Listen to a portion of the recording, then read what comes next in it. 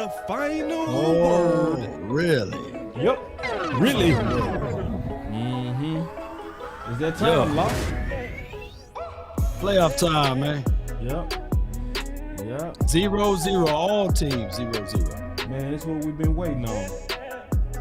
The final word. Boys need to act like it. You know what I mean? Let's go. Right. Yeah, man.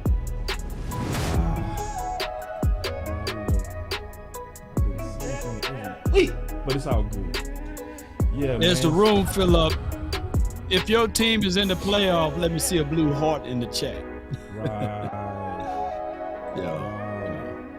Let's see that blue. The final word. Yeah. And if your team getting ready to win in the playoffs, let me get a heart. And let me get them flames. Yeah. Yeah, we gotta say it right, man. I'm sick of this. Oh, yeah. The final word. Right. Yeah. Too much fear in that. The final word. The fear mongers, huh? I ain't trying to hit. I ain't trying to hit, man. Getting ready to beat them. They wounded. Let's go. They wounded. We got everything that it takes. The final word. The final word. The final word. The final word. Yeah, man. The final word. Yeah, man. What's up, though, The man? final word. What's been going The down with you, final big dog? word. The final word. Well, you The know, just taking it one day at a final time. Just going over the defense. Didn't get a chance to get back around to the offense on the all 22. So I'll do that a little later on tonight. Gotcha. For what we did like last against the Washington team, I thought I was going to be able to just flush that tape, but there's things that I still needed to look at. Okay. Okay, what specifically you seeing over there, big dog? Front five, man. When I break down the offense, I'm looking at the front five. I'm looking at the releases from the wide receiver. Of course, I'm looking at the progressions of the quarterback, and just looking at it from a different view. You know what I mean? Yeah. The final word. I ain't gonna lie to you, man. Flush that tape. I might pick it back up though. Yeah. You know, there's still some things we gotta just evaluate. You know, the drops by TY, the release off the LOS from TY. Just the small things, man. The final word. Right on. What's up, OC? The final What's going on, guys? I'm chilling on the big dog. Another day, another dollar. How you feeling, bro? Oh man, you know, getting through, brother. I'm doing good though. I'm all right. Yeah. You sound like you're doing good, man. The final word. Doing all right, The man. final word. The final word. The This final gonna be a good one, word. man. I'm excited about this final The word. final word. That's some The final interesting stuff. word. The final Y'all can't hear you as well, Bo. Final word. Hold on real quick. You can't hear me. Wait a second. I even got the mute. You can't hear me, bro? I can hear you now. I can. You was a little bit low. I don't know The if it's final me. word. But hey, we kicking it off. Let's go. Oh, I love that hashtag. Refuse to lose. Somebody say refuse to lose. Love it. Tomo, appreciate you. I just wanna run it up. Can we check or something? What's it? Maybe I just want to run it up. Maybe he said maybe. Maybe I just want to. I love it. I've been really in the field, let her rush, I let her feel. Lately, I just Yoga wanna fire. run it up.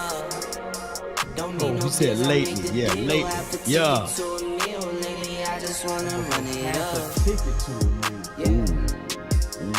Kinda check or something. Final word. Let's go, man. I see y'all in here. Count that too, count it up. I Count see it up. y'all in here. Lately, I just wanna run it up. That's Carrie. It's Carrie. Them tens, I need that change to the safe. Got blues inside. Grades and Sir. beats, it's all the same. I still save and roll my change. Take some losses when I Yeah, play. Charge man. it to the Get game. down or lay I'm down. with L, yeah, I'm with My T, boy like Trey I'm with says, Rabbit now. best I'm with Cowboy Kanye, I'm show with on Jay, I'm with YouTube. Chuck and now. You Still ain't the lying. same, now Salute. switching sides, now it's about You ain't loyalty. lying. That's what I love to hear. For the Let me hear that.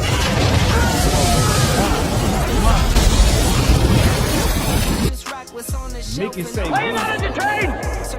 Are you not entertained? I'm entertained. I've been really in the Yeah. field, And I really I do. love the feel lately. I just wanna run it up. I do. Let's go. Tonality. Man. Let's go, man. Let's run it up, man. It's easy money. All right, so usually we kick it off with Big Game James, but he ain't came yet. He'll be here when he get here. So we go change it up. We always finish it with Law, so we go kick it off with you, OC. Everybody obviously want to get some, I guess, final words on the game where we can kind of finish that out. Get your thoughts on that, and then we'll just start talking about kind of like today's topics, which I got some good stuff. Law got some good stuff. We go cook today, but what you got, brother? Yeah, man. So listen, the Cowboys go and throw away the last game to the Washington Commanders. This was not a game that the Cowboys were trying to win. This was a toss-away type game. Yes, we want to be sharp and we want to be much cleaner going into the playoffs. And I was a huge proponent of that, definitely on the post-game show. But after further thought, there are some silver linings as it relates to the Cowboys. A, you're going to have Jonathan Hankins back.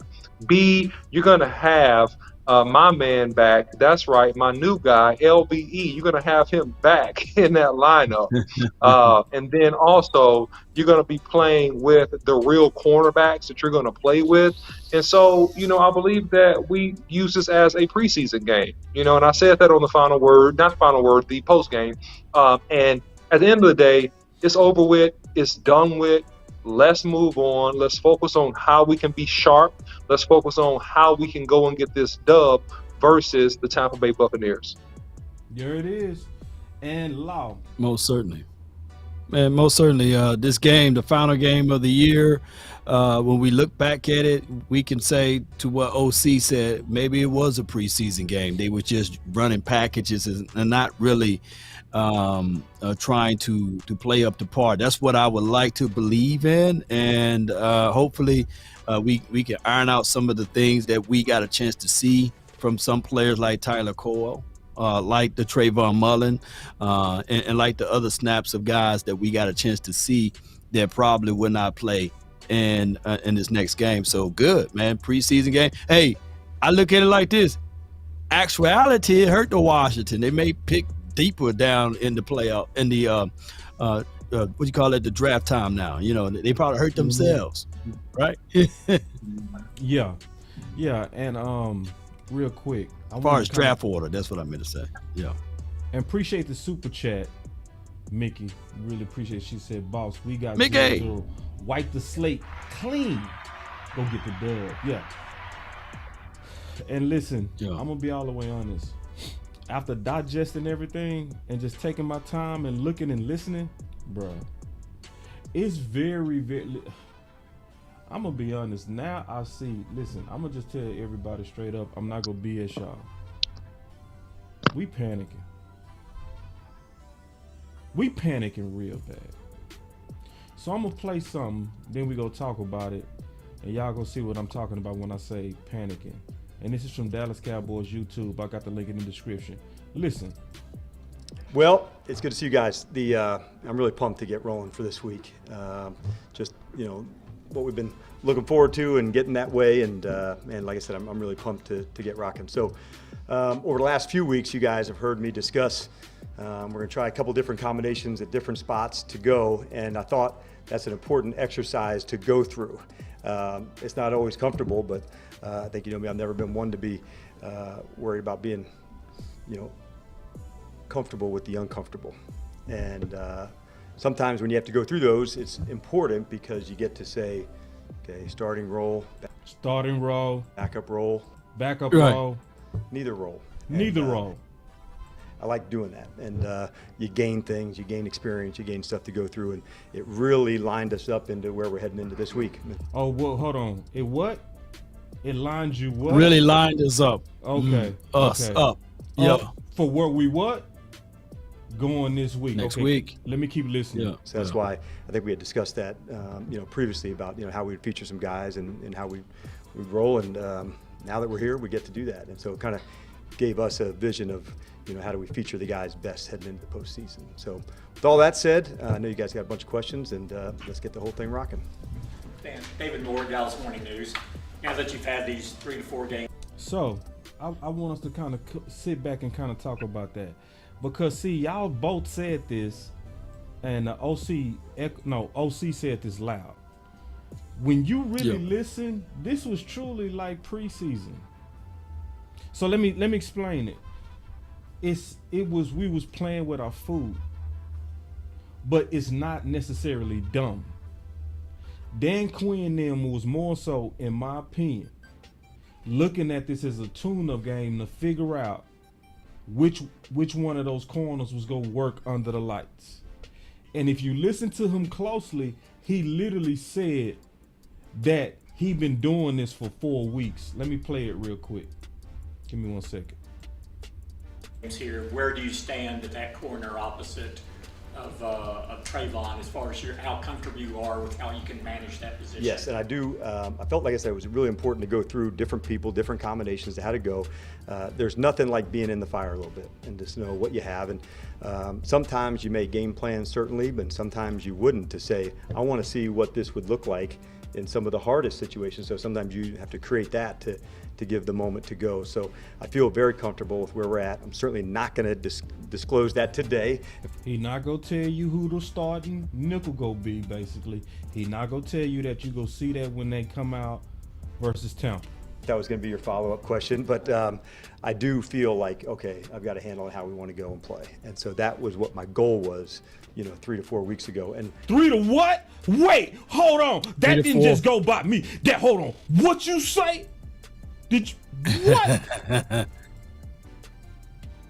Hold on. Quite honestly, 3 to 4 somewhere going to be weeks in ago. some backup roles. Who could be the 3? Who could be the 4? How could we feature that? So that's kind of, Dave, what I was looking for at different spots. Was there times So, listen, y'all. This is different. I'm going to be honest. This is different. Because those who believe in momentum hate what just happened or what we just heard. Right. Okay? Right? Because people who want momentum, they want the starters out there. They want you to be decisive. This is my corner. You go play. Dan Quinn didn't do that. Which is saying that they was juggling. They was trying to win and they was experimenting at the same time. But the experimentation is over. And so I see somebody say I'm making excuses. No, I ain't. I'm thinking. No. You explaining. You're not complaining. You explaining the situation, and you got context to it. Let's say this, for example. Last season, we finished the season out with 2 blowouts on our end, right? We blew the Washington team out 56 to whatever, and then we blew the Eagles out 51 to whatever. Those are the 2 points that we scored last year heading into the 49ers. We had a lot of confidence. So let me ask you guys this. Dan Quinn might have looked back at that and said, okay, the offense were able to put up 50 points. The defense were able to hold both of those teams under 22 points or something like that. It didn't work for us last year. We came in too confident. So now we look back at it a year removed, and now we just trying to make sure we tinker out everything. Now, from a fan base and from a fandom, I want to win every game. I don't even let my daughter beat me in dominoes. You see what I'm saying? I'm telling baby, you're going to have to learn the hard way, right? That's just me. That's my psyche. I don't like to lose.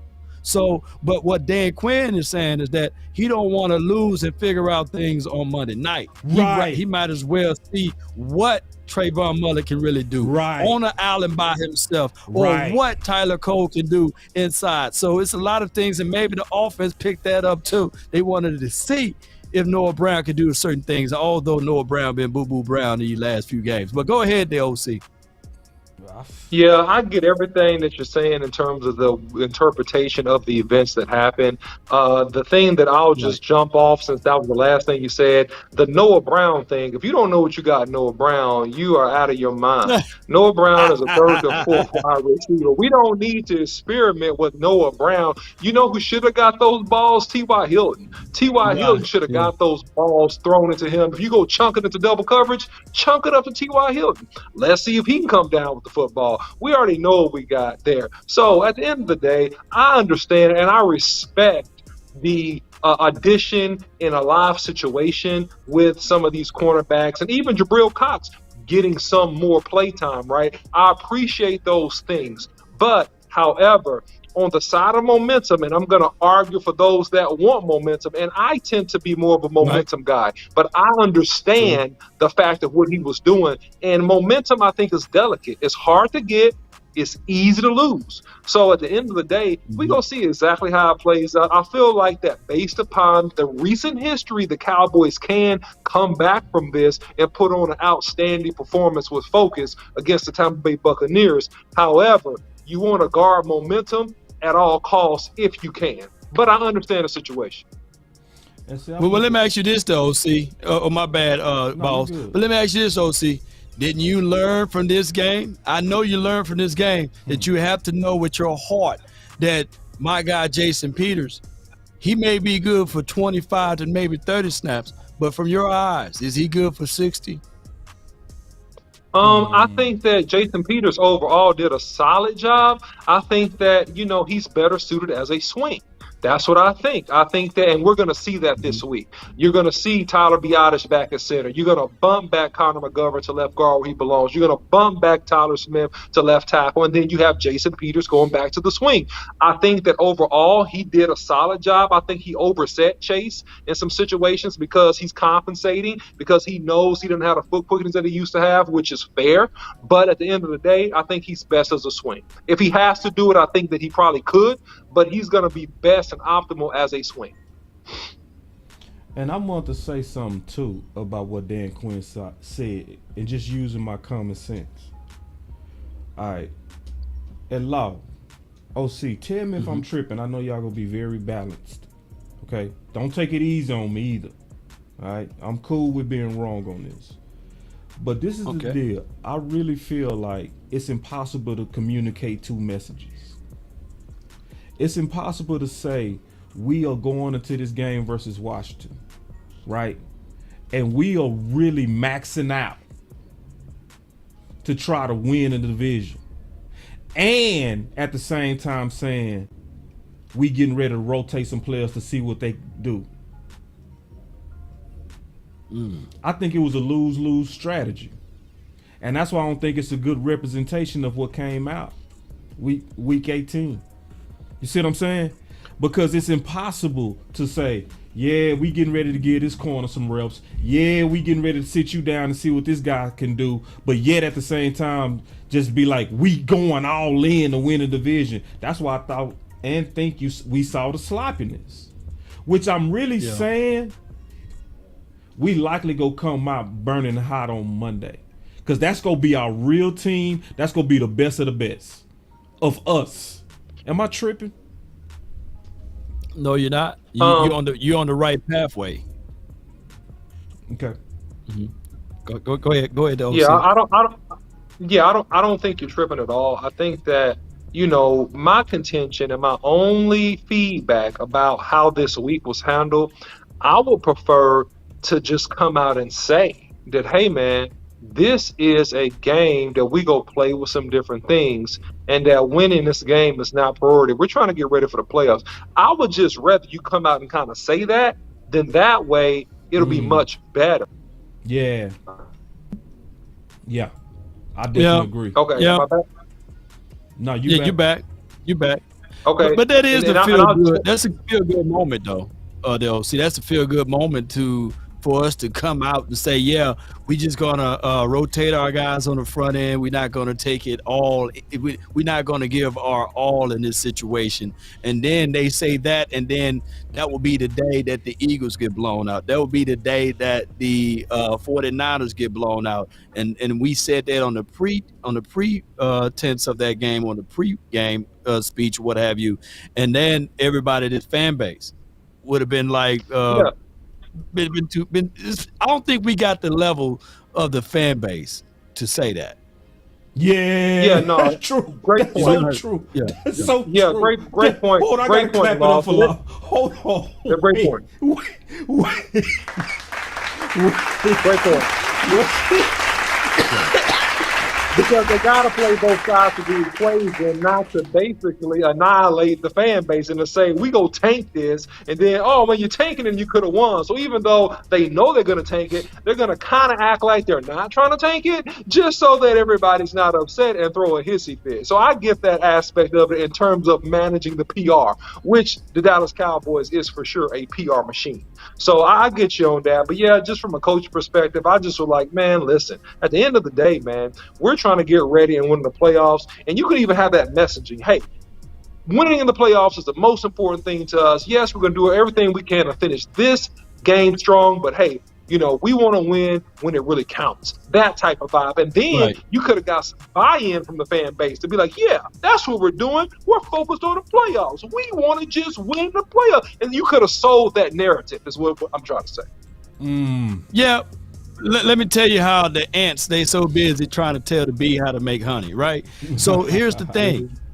When we look back at it, you know, I'm a country, so we got all of those sayings. You know, that's just how it goes. Last year, when we blew out the Washington, and then we blew out the Eagles, their backup squad, what have you, a lot of people were banging on the table saying, do it in the playoff, do it in the playoff. So it was a lose-lose situation for us. Now, if this year, let's say, for example, and I'm hypothetically speaking, by the way, let's say, for example, we put Cooper Rush in his final game and we beat the Washington team, let's say 24-12 or something like that, then his fan base is already divided. They'd be like, let's start Cooper Rush. And let's say we run out with Malik Davis. They were like, Cooper Rush and Malik Davis, they are the future. Let's bench Zeke. Let's bench Tony Pollard. Malik Davis just ran for 220 yards, you know? So that's how fickle our fan base will be. And then there will be distraction all this week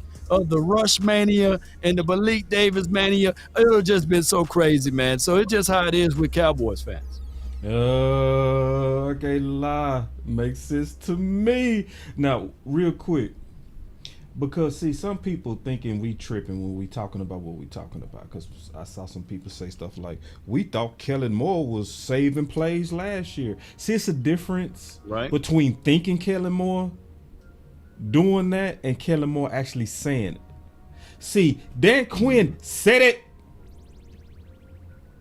He said for 4 weeks, I've been experimenting with multiple positions. This means that some of those wins, we was playing with our food. This is unprecedented too. And I low-key like it. Y'all just hear me out. Hear me out. So what this is saying is they don't put a lot of stock in practice superstars. They want to see you do it in the game. And that's different to where you've been balling at practice. Because, Law, how many times have you witnessed a practice superstar or a practice All-American? Then they go out there and they freeze. OC, how many times have you witnessed the practice superstar? Right? And then they go out in the game and they gone. Reggie Davis, man. Yeah. Talk about it. Yeah, we was out there in Oxnard, man. This dude named Reggie Davis. He was catching everything. He won number 11 that year. I mean, he was practicing. He was catching balls over the top. He was catching through the slants in the middles. And then when doggone the lights came on, we was like, Reggie, Loving you is easy cause you're beautiful. Reggie was dropping everything, y'all. We couldn't even find Reggie, man. So it's a such shout to thing. Reggie, man. It's a such thing. So this is the deal. When you listen to Dan Quinn, how now? I'm gonna just listen. If you already a super negative Nancy Cowboy fan that just want to be mad, you ain't feeling me right now. You ain't feeling Law. You ain't feeling the OC. But if you listening, right, and you like how does this loss even? It loses its sting to me.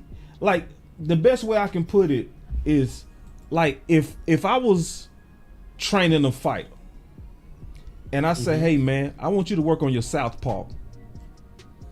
I know you fight better with your right hand stand, but I want you to switch it up. And then he get hit. Now, you didn't like he won the fight. He was winning the fight, but you told him switch it up and he get hit. Wow. And then he come back and he win, but you like, bro, you got dropped.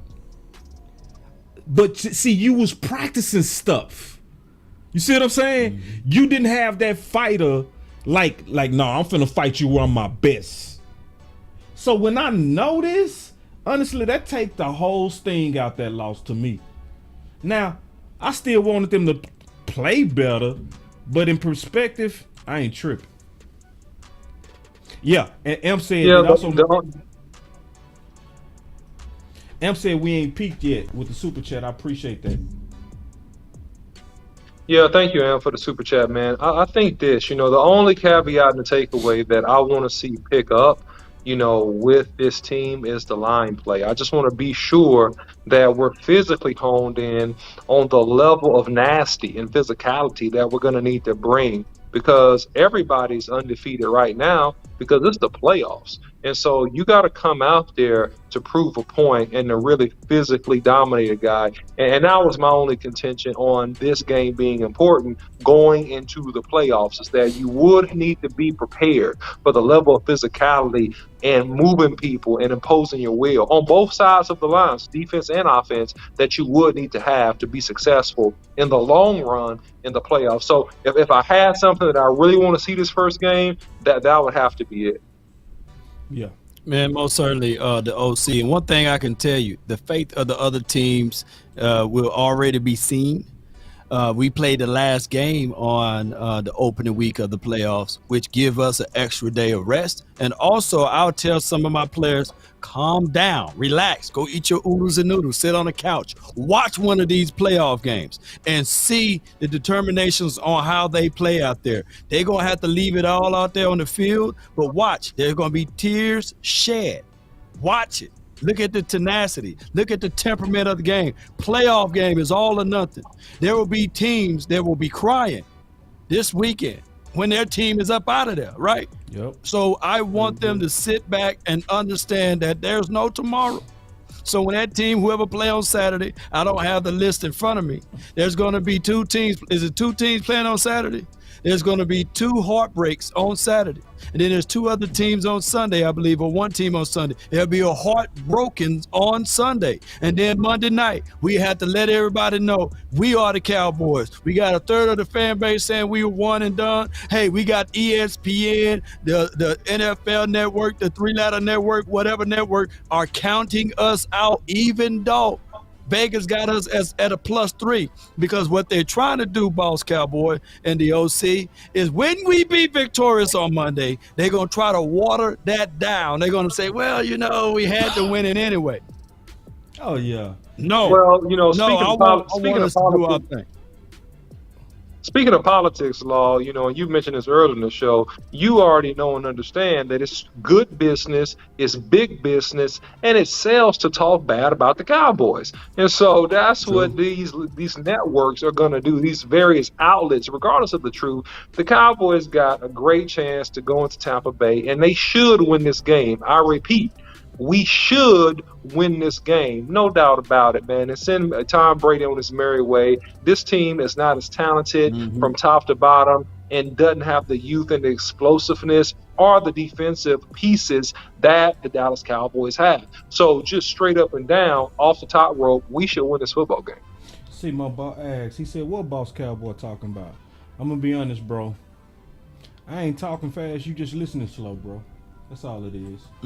So check this out. We them boys. He said, we came out and played the same way. Just like we're going to look the exact same way this weekend. See, this is what I'm talking about. Some of y'all literally take pride in being super pessimistic. Hey, fan how you want to, big dog, but I don't see how y'all take pride in wishing death on us going into the playoffs. And y'all take pride in this.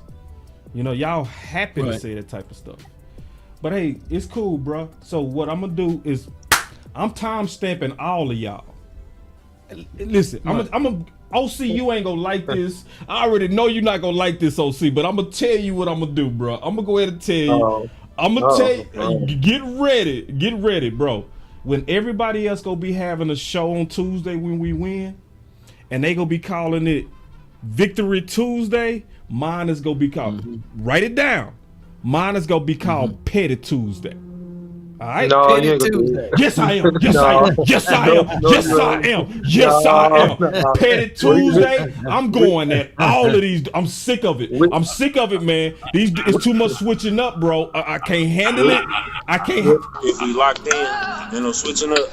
If you locked in, it ain't no switching up. If we locked in, ain't no switching up. No. You're not gonna be able to come back to the house. You're not gonna be able to just come back in the house and have a seat like you was not slamming your own team. You ain't gonna be able to do it, dog. Well, sometimes we have something called, grace. No, I ain't trying to hurt it. No, listen, boss. Listen, boss. Let me balance you out just a little bit. All right, because sometimes you do have trauma, okay? And so when you have trauma, you have to recover. And so a lot of these fans, these Dallas Cowboys fans over the last 20 some odd years, it is. They have trauma because if they see signs of weakness or signs of any regression, they immediately revert back to the worst case scenario on what could happen, right? And so what we got to do is look at, and I'm telling people this, short-term history so that you don't overreact and revert back to the worst possible scenario just because you saw something that you didn't like. So that's it, man. That's the whole thing here, man. And one guy said, if we lose, what do we do as an organization? Well, we're not going to talk about that. We're going to talk about that next week once we get the dub and we advance, because we go give the whole NFL, the whole nation, the game that people really want to see. And they really want to see us play Philly in the playoffs. Man, that's what everybody wants to see. And we go give them that game, and it's going to be historic. If we locked in, ain't no switching up. Y'all listen, get ready for Petty Tuesday. I'm just letting you know, get ready for Petty Tuesday. See, this is the deal. Y'all think y'all can actually come in here and try to ruin our optimism, and you think boss not gonna give it back to you? Boss is gonna give it to you double. Because on the week to where we all supposed to be locking in and not switching up. If we locked in, ain't no switching up. Y'all switching up. And then y'all doing it in the presence of our enemies. Oh, hell no. Let me address Andy real quick, because we keep on firing it up in the chat. So, Andy, I'm going to answer a question in brief. If the Cowboys were to lose, I care about how the team lost. And what do? We just try to get better as an organization and add better players, cut the weak players, add the better players, and you move on and you keep the same coaching staff and you give it another go next year. That's the simple answer. That's what you do. You're not going to overhaul nothing. You're not going to fire Andy Reid. You're not getting rid of Dan Quinn if you can avoid it, if he don't get picked up by another organization. You keep the same org, you cut the weak, and you get stronger players. That's what you do. Yep. Yeah, and here's the thing, though. When people utilize the terminology of diehard fans, right? The word die means that you die for it. You know, you don't run from it.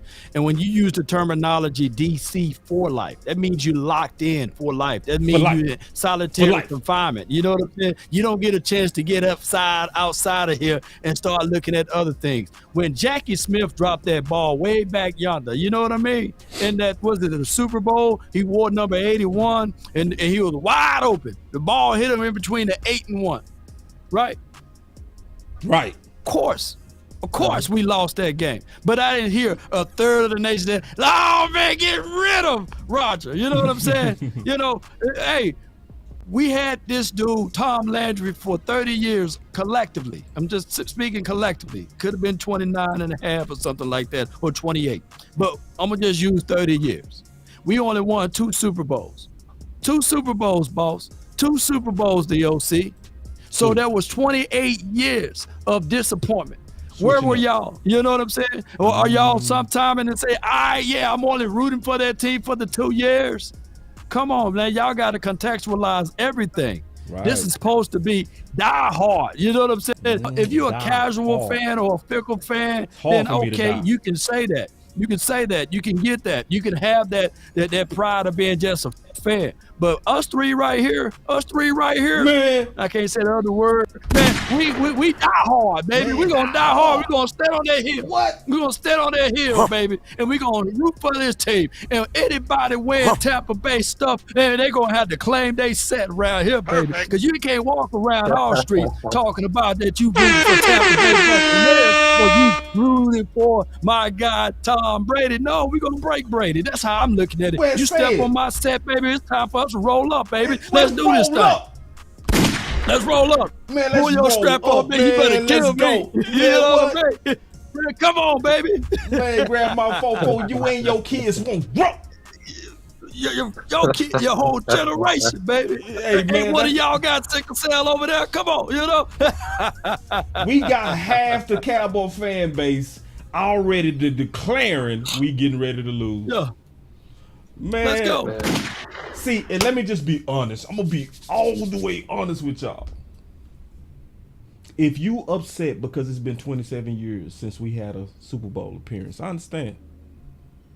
But see, to take that standard and be like, we have a new low standard of one and done, bro, that's just not true, bro. I ain't gonna let y'all. That's not a. Listen, we won in 2014 a playoff game. We won one in 2018. All right. And listen, if we go be mature, we really should be looking at this by errors, not by 27 years. Because if you look at it, it took us 18 quarterbacks to get to Romo.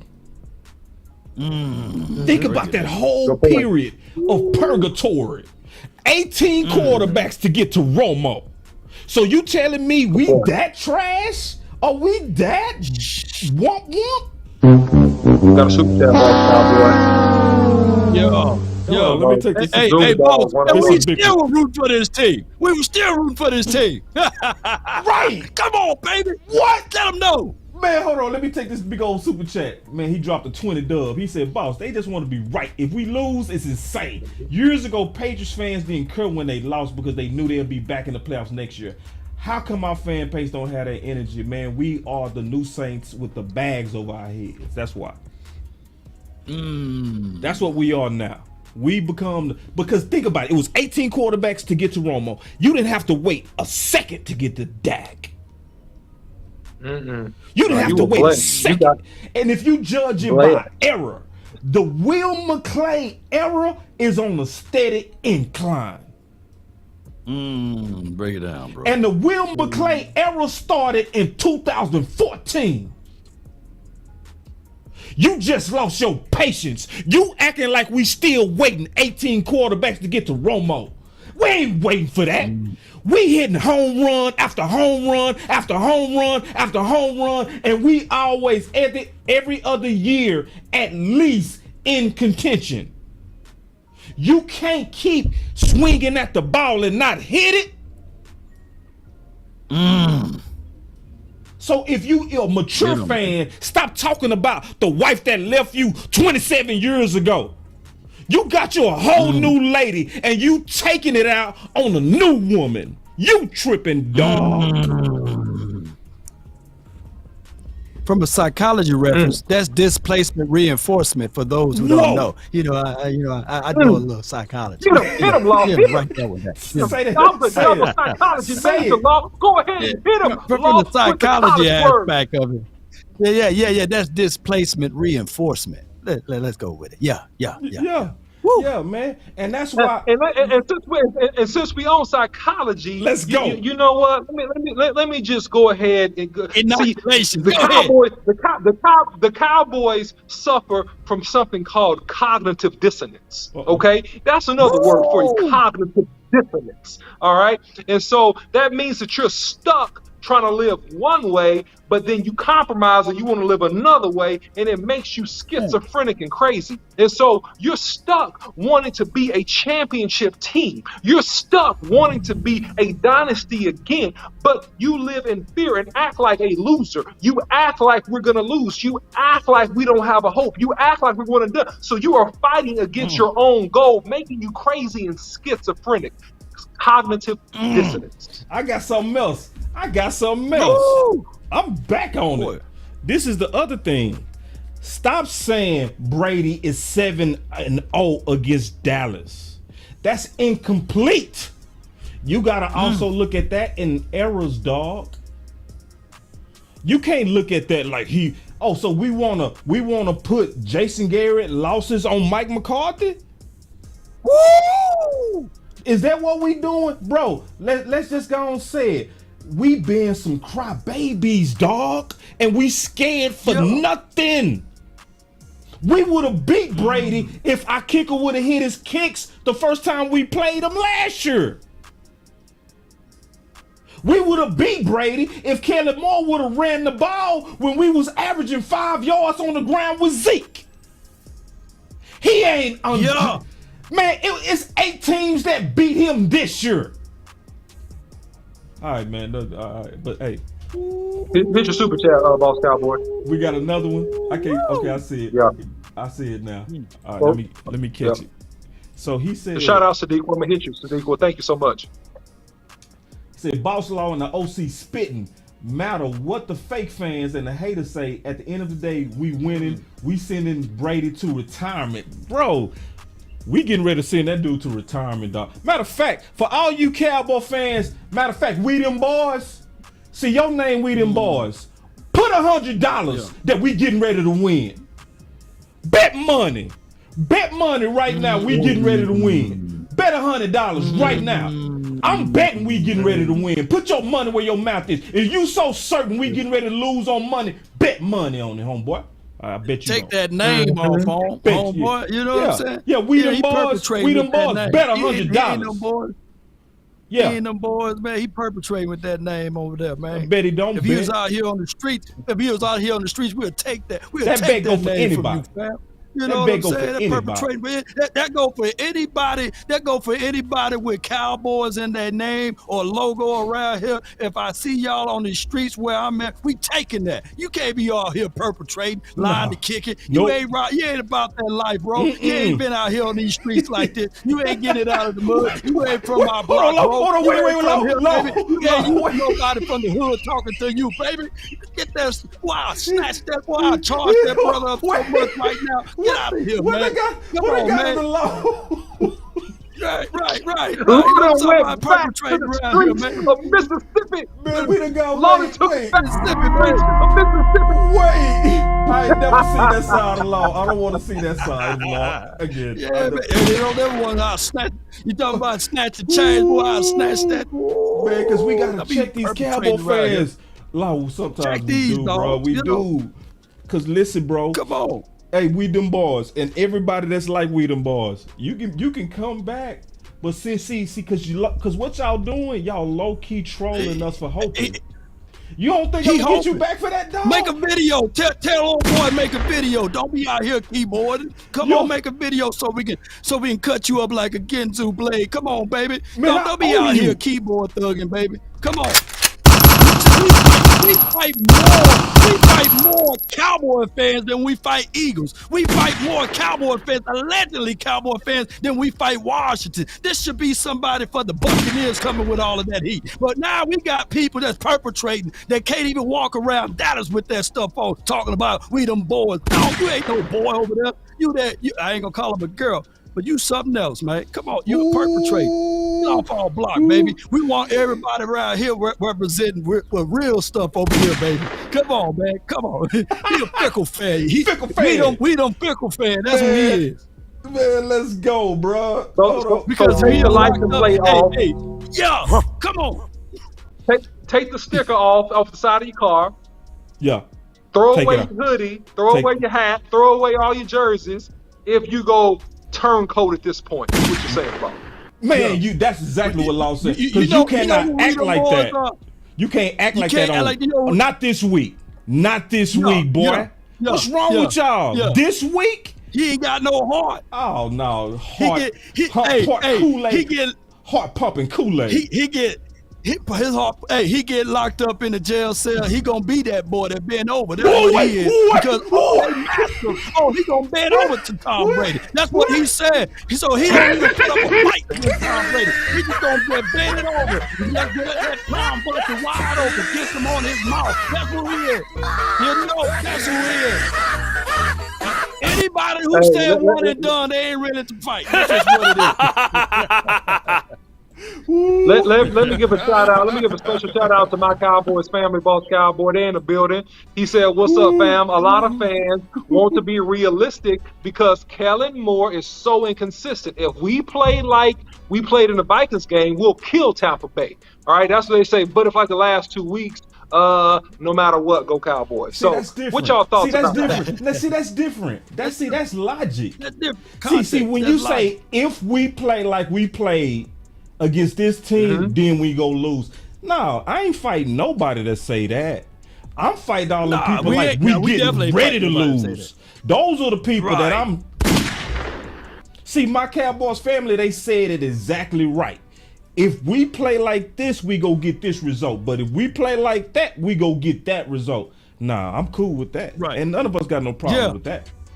So yeah. Because right now, Shaq come through this door. I'm guarantee you, y'all gonna be like, man, Law gave him the first few licks until this happened. It was. As big as he is, I'm gonna give him the first few blows, but I ain't just gonna lay down and say, hey, come take it. No, I'm gonna give him everything I got. So that's what I want Cowboy fans to do. Those who are really riding with the crew, those diehard Cowboy fans. I'm willing to want them to be like, all right, as much as big as this dude is, I'm gonna give them my all. Before they say, hey, man, he too big for me to fight. Right. Exactly, man. Let's to transition a little bit, when you guys get ready, boss, we can get down into the nitty gritty of exactly why and how the Cowboys are going to beat these Tampa Bay Buccaneers, because that's what I can't wait to get into. Because we go lay it out and we go give all the haters a real plan and show you why you wrong for the doubt. Before we do that, I got to get to a little bit of drama. All right, because I do sense a major risk that's trying to attack the Dallas Cowboys. It's this narrative of first downs and running on first downs. I'm gonna let y'all listen to it. We go talk about it. We go break this down. Here we go. This is coming from 105.3 The Fan. Listen. It's called design run plays 58% of the time, which tied the Niners for the highest percentage among your playoff teams. The Niners obviously do it quite well, and you have not. Dallas is... Hold on. Let me fix that. I gotta fix something real quick. Give me 1 second. You know about flying them planes. That's what we gotta do. Oh, yeah. Put the propellers on it now. There we go. 4.1 yards off those first down runs. How are they this bad on first down? First of all, is 4.1 yards bad? Nope. He don't understand football. This guy. Wait, don't kill him. Don't kill him. OC, don't overkill him, dog. No. You know I have a low tolerance for ignorance. I'm sorry. Let me be nice. Yeah. I don't like ignorance. I'm sorry. Wait. I'm just talking about the original statement. Go ahead and play it. I'm gonna be patient. I'm gonna let him finish. All right, let me. Get, hey, one more time, Law. One more. Slap it around, man. One more. 4.1 times 3 is first down. Come on, man. Wait. Simple math, Law. Simple math. 4.1 is bad on first down. When? All right, hold on. Let me. Maybe meant 2.1. Let me keep going. And you have not. Dallas is now ranking, averaging 4.1 yards off those first down runs. How are they this bad on first down? Okay. That is 11th out of the 14th playoff teams. Who cares? Shit, what they average? I don't. Who cares? What they averaging though? What they You averaging? getting 4? You're grabbing at straws. You're grabbing at straws. This is scary. All right, this is called grabbing at straws. And this is scary. You want to be contrarian to look relevant when you don't have any good points. You want to be contrarian to look like you're relevant when you have no valid points. You can run the ball 3 straight times, and that is 12.3 yards added up. That is a first down. If you do that approximately 8 to 9 times, that will turn into a touchdown. That's if you start at the 1 yard line, by the way. Bro.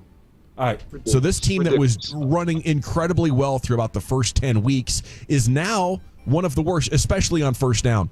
They are then 13th out of 14 when it comes to passing yards per play on first and 10. They are at 6.1 yards per passing play at least, but amongst the playoff teams, second to last. So, they're struggling on first down a lot. I guess I could live with more of a 50-50 split. That would be the answer to me. Let's just make it 50-50. We're getting more on the pass. I think we're doing enough providing deception of running, but considering how bad the running game has been, I think right now you hope for a low-scoring game, but once it gets out of control, you can't keep running. You're going to have to end up passing this ball a lot and hoping the aggression pays off. But I don't know what the solution is and what the explanation is on how a team that is so good across the board in season-wide analytics and counting numbers, they're pretty dang bad on first down now, Chiafalo. Do you find any wisdom or answers in what you're looking at over there? Well, and see, this is the worst part. No. I'm sorry. If you go talk about analytics, Law, what's the analytics of us running the ball 30 times or higher? Oh my gosh, man. I lost that stat. It's a win. It's more probability of winning than losing. And on top of that, you're going to get that TOP too. That's time of possession. Right. So you're going to win that. So hold on real quick with the super chat. Boss, remember when I told you our negative narratives coming from within our organization? Yeah, and see, Mickey, you got a point. See, because I noticed something. I put it on my Twitter. Why is this message also coming from the Cowboys? The Cowboys putting this out too. Did y'all notice that? Yeah, here's let me say something, and I'll address the super chat. They say, why am I making that face? Because our run game has been atrocious for the second half of the season. No, the running game hasn't been atrocious the second half of the season. The running game hasn't been as good the last, I would say, 3 to 4 games for several different factors. And if you look at the composite in the body of work, and when you talk about the run game, and when you talk about stats, that's why, see, if you can't look at a text and make that your doctrine. You have to look at context. And this is the issue here. If you just mention first down, you're not looking at context. And context would have to be third down conversions. Context would have to be points scored. Context would also have to be how good the Cowboys have been when they got inside of the red zone. Okay, overall, as a statistical data point. And so if you just want to throw stones and you want to be a person of controversy to say we're not good on first downs, okay, great. The Cowboys can be better on first down. But aren't we the second leading offense scoring in the entire NFL? Is that true? Right. Yeah, is that true? Right. So you have to, again, give context, right? You can pull anything you want to make a point. Thank you. Wait a minute, though. Can you pull that back up for me, please, por favor? Dr. Shannon Duncan, thank you for the $19.99 super chat. We appreciate you. My goodness, and we're gonna go through all of the super chats once we get finished. I appreciate those who supporting this channel. I wanted to pull this up because that's the Dallas Cowboys putting this out there, right? Am I saying this right? That's what I'm saying. My thing is, why are they saying the same narrative that the Dallas Cowboys saying, bro? This ain't adding up. This got a funny womp smell to it. Can I just keep it real? This got a smell to it. This got a smell that like they want to come out throwing the ball. Now I'm gonna show y'all something too. I ain't talking about y'all, man. I ain't want y'all to come after me, man. We love the post, man. Oh, the post is amazing. Whatever. Post is amazing. Like, you know what I mean? Just keeping it real.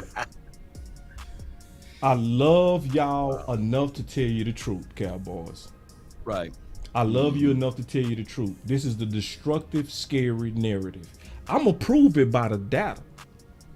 See, because when you just talking about first downs and not talking about series, you missing the whole point. And I'm gonna show y'all too. I'm gonna show you the play-by-play. Give me 1 second. We gotta send a super chat. He said, I would love to see Mike call plays Kellen out of here playing Madden and honestly put Parson back to linebacker. Absolutely.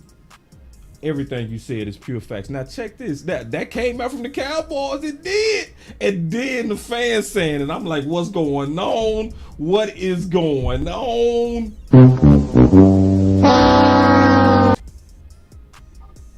You want answers? All right, here we go. So let me keep listening though. Let me keep listening. Cause it's like, it's almost like they trying to push Dak to throw the ball.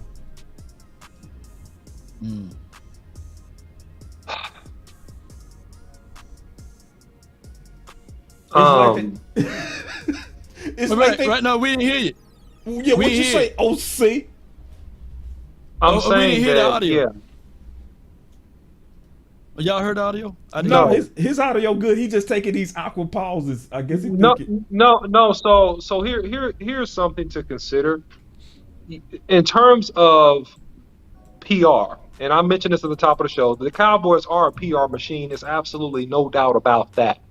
However, the narrative to get a vote and basically a bead on what the fans want, so to speak, about putting it out on Twitter is uncalled for and it's inappropriate. You need to stick with the formula that's going to make your team great. And we preach this all season long. The formula that makes this team great is really setting up the pass by the run, using play action pass, controlling time of possession, letting your defense be fresh so they can be elite, taking advantage of scoring opportunities, thus getting some type of lead in the game and forcing the teams to have to pass so that our best athletes can pin their ears back and attack quarterbacks, and hopefully they make bad decisions and we become opportunistic.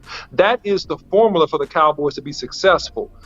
If you say any other doctrine, it's uncivilized. Yeah. That's what I'm going to say. Yeah. Keep listening, though. Listen to this. Oh, their first down and all their rushing has been bad since Steele went out. I mean, what you're finding a lot when it comes to the rushing attack, and we've talked about it, but the numbers show it as well. You are a much better rushing attack offensively when Terrence Steele was healthy. And since he has not been, you're talking about well over a yard per carry less. You went from almost 5 yards a carry to just over 3 yards per carry on all downs running the football. Wow. Hold on real quick.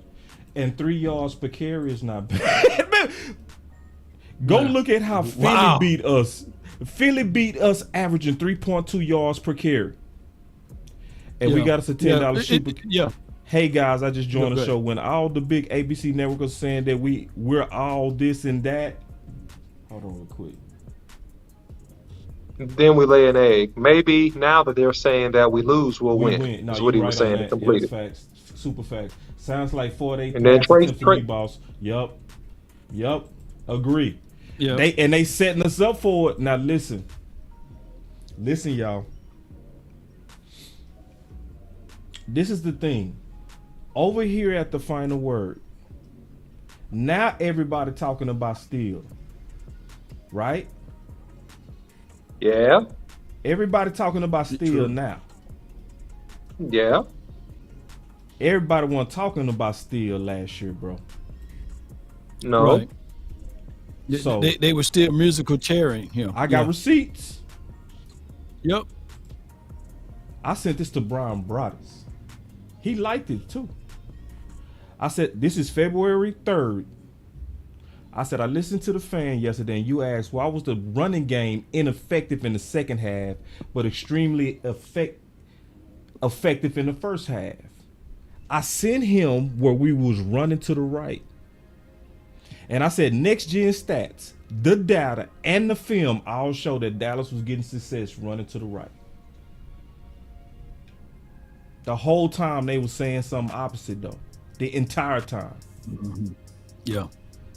Connor, another media guy, he said he was terrified about right tackle. This was in training camp. I said, I get it, but I don't. Steele is getting the best development money can buy. Going against Micah Tank Fowler and Sam Daly will make normal season edge rushers turtles. I was right. Man, that boy bodying everybody with these receipts. God. Now Fisher put out funniest Cowboys trade story. Funniest Cowboys trade. Like this is funny. Ha ha ha ha ha. Like it's funny. Ha ha ha ha ha ha. Jokes. You got jokes. You got jokes. So according to many, Steele was only a swing, but teams are calling aggressively for just a swing. I've learned in 2021 to not trust other sports takes even more. And I mean that. I learned through Steele. When the media out there saying, we run too much on first down, go double check they work. Go double check, because guess what? Your boy Boss done double check the work. Your boy double check the work. Oh, there it is, the play-by-play. The play-by-play. Oh, what do we have here? Is this a play-by-play? Yep. Oh, wow, man. Boss, don't do him like that, man. Should I do him? Should I do him? Oh, it needs to be done. It needs to be done. You know you got me in trouble last year with Amari Cooper, man. Go ahead. Yeah. Hold on, let me pause because I got to set this straight because see, I just want to win, bro. That's why I'm doing this. I'm not doing this to be right. When we was talking about Steele last year, me, Law, Big Game James, we all around the end of the season was like, say, listen, y'all, Steele need to start. It wasn't popular. It was not popular. Lyle Collins, they wanted that Lyle. They wanted Lyle. That's why I showed the receipts like, bro, we been telling people the truth. And being ignored. And we were getting hate mail for it too. We were getting slammed. Hate mail. We were getting slammed. So this is where I want to pause it. This is where I want to pause everybody real quick, OC. And then you got it. Then I'm gonna go back to the receipts of the play-by-play. Now check this out. We can't fall for the trick that we fell for last year with Lyle versus Steele. Let's be honest. A lot of us got caught up in trying to be right. We got caught up into tribal wars. We got caught up in our own egos. So let me first start by saying I was wrong on Steele before I was right. So I'm just like anybody. When I first was preaching about Lyle versus Steele, I was saying Lyle was better.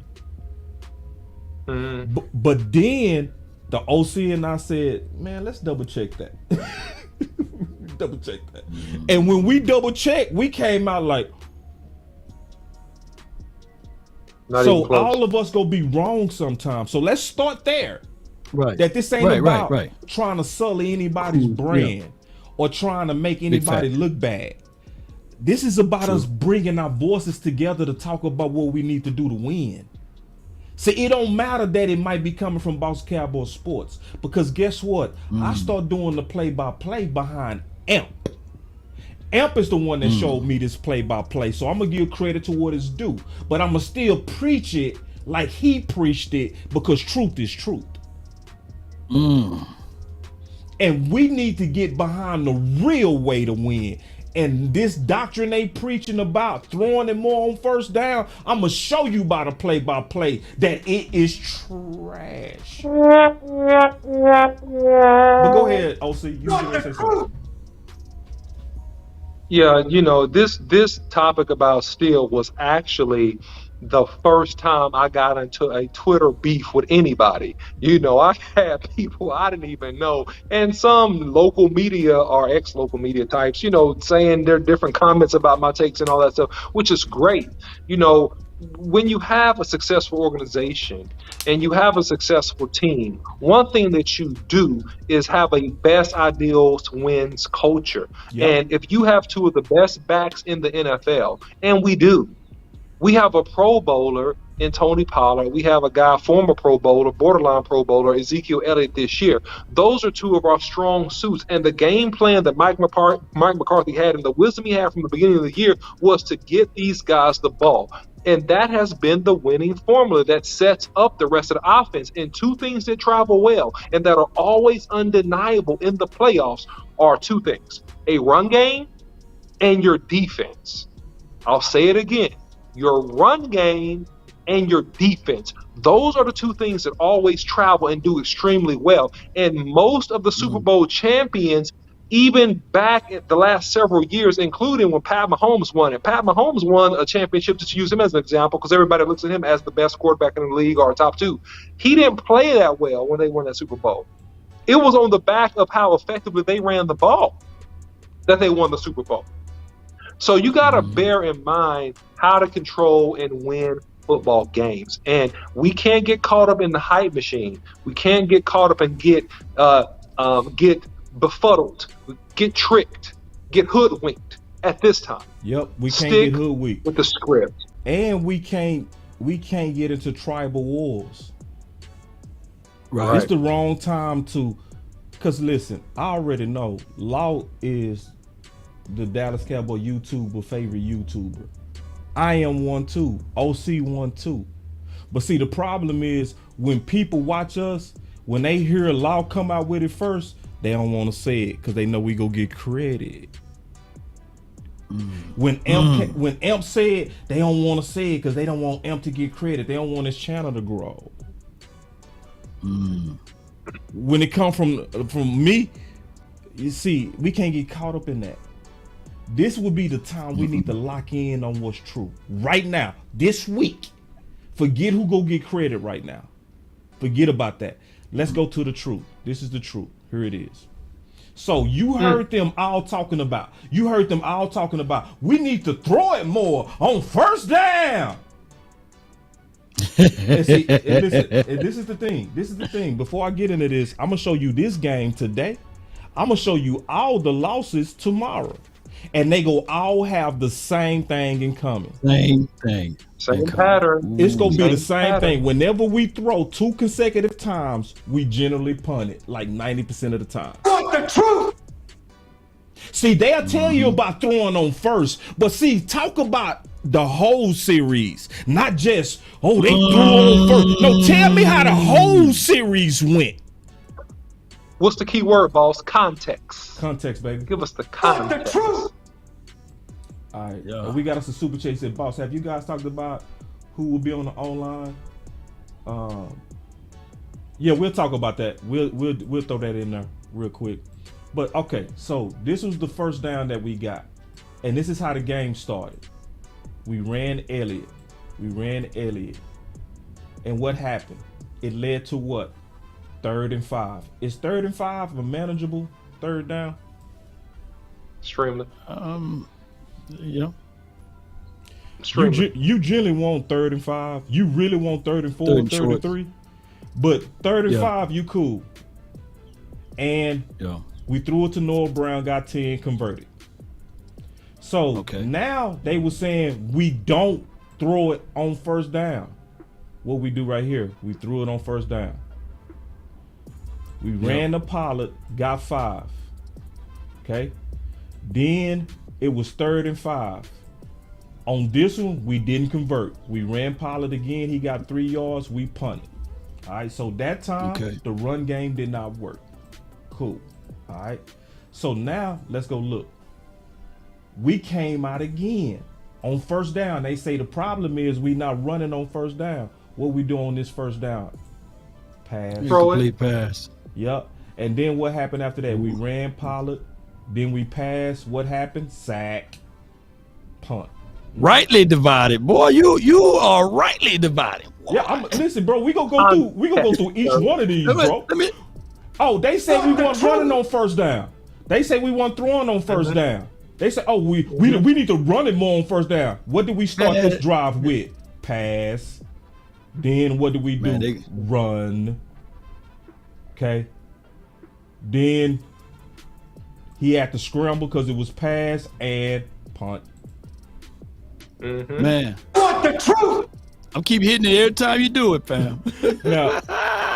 now this one started with a run. Cool. But it was 1st and 10. We got 4. What we do, we come out pass. We came out pass and interception. Let's go to this one. What the truth? So this one, I'm killing them, baby. This one, get them, man. This one, we started off with the run. Balls. Huh? That's 3 yards. Go ahead. Yeah, we got 3 yards. Then we got 2. Tackle by guy. Okay. 3rd and 5. That's manageable. That was the incomplete to Michael Gallup. We punted. The run game didn't win that time. Cool. All right. Let's go here. It's a punt series, yo. Yeah. So we start this off with the run. But see, what you go see is, this is what you go see.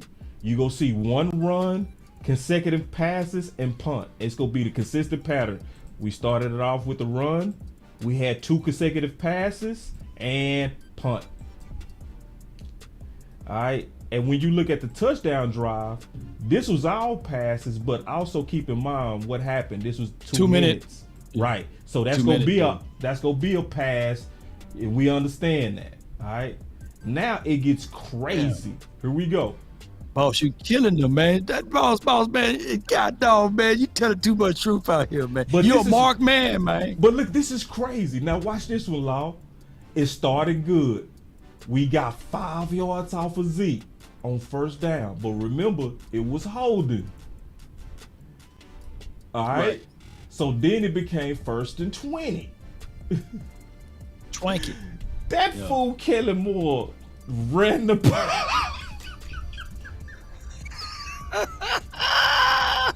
Now, so the cocaine's happening. When does that crack come into play for you?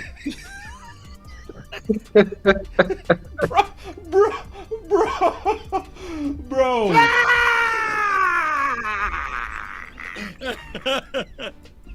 Oh my God, man. Come on, man. Hey, boss, man, you gonna get us counseled over here, man. I'm gonna get a letter from them, man. I already know. Bro, I'm just telling the truth, God, bro. Man. It's all I'm doing. Is see, because they came out there with a narrative, and this is what they were saying.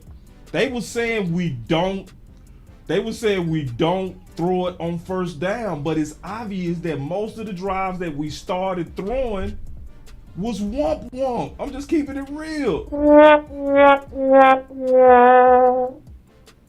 Get your damn act together. So listen, it keeps going. You know what I'm saying? Hey, man, we go. Hey, man, alcohol in the eyes, man. Look. We ran on first down, 2 consecutive passes, and punt. It's gonna keep being like that too. Look, we ran on first down, 2 consecutive passes, and punt. It's gonna keep doing that, bro. You know what I'm saying? Pass. And then they gotta contextualize. Go back to that run. Go back to that run. Which what? Go back to that run. Which what? The one we ran. The one we ran and we had to. Okay, bro. I see it. Okay, yeah. So yeah. So what's happening is this. Run? Yeah. Oh yeah. This was a shotgun run. Oh God. Oh. Yeah. See, and this is the thing. This is what I'm gonna really explain to people without it getting too boring. Because I'm gonna go through all the games we lost tomorrow. Oh my gosh, man! Don't do us like that, man. When you see a drive, most of the time, where we are running 50% or higher, we score. Whenever you see a series to where we're out of whack, more throws than run, we punt. Let me give. Now they ain't gonna tell you that. They ain't gonna tell you that about first down. Go ahead, OC.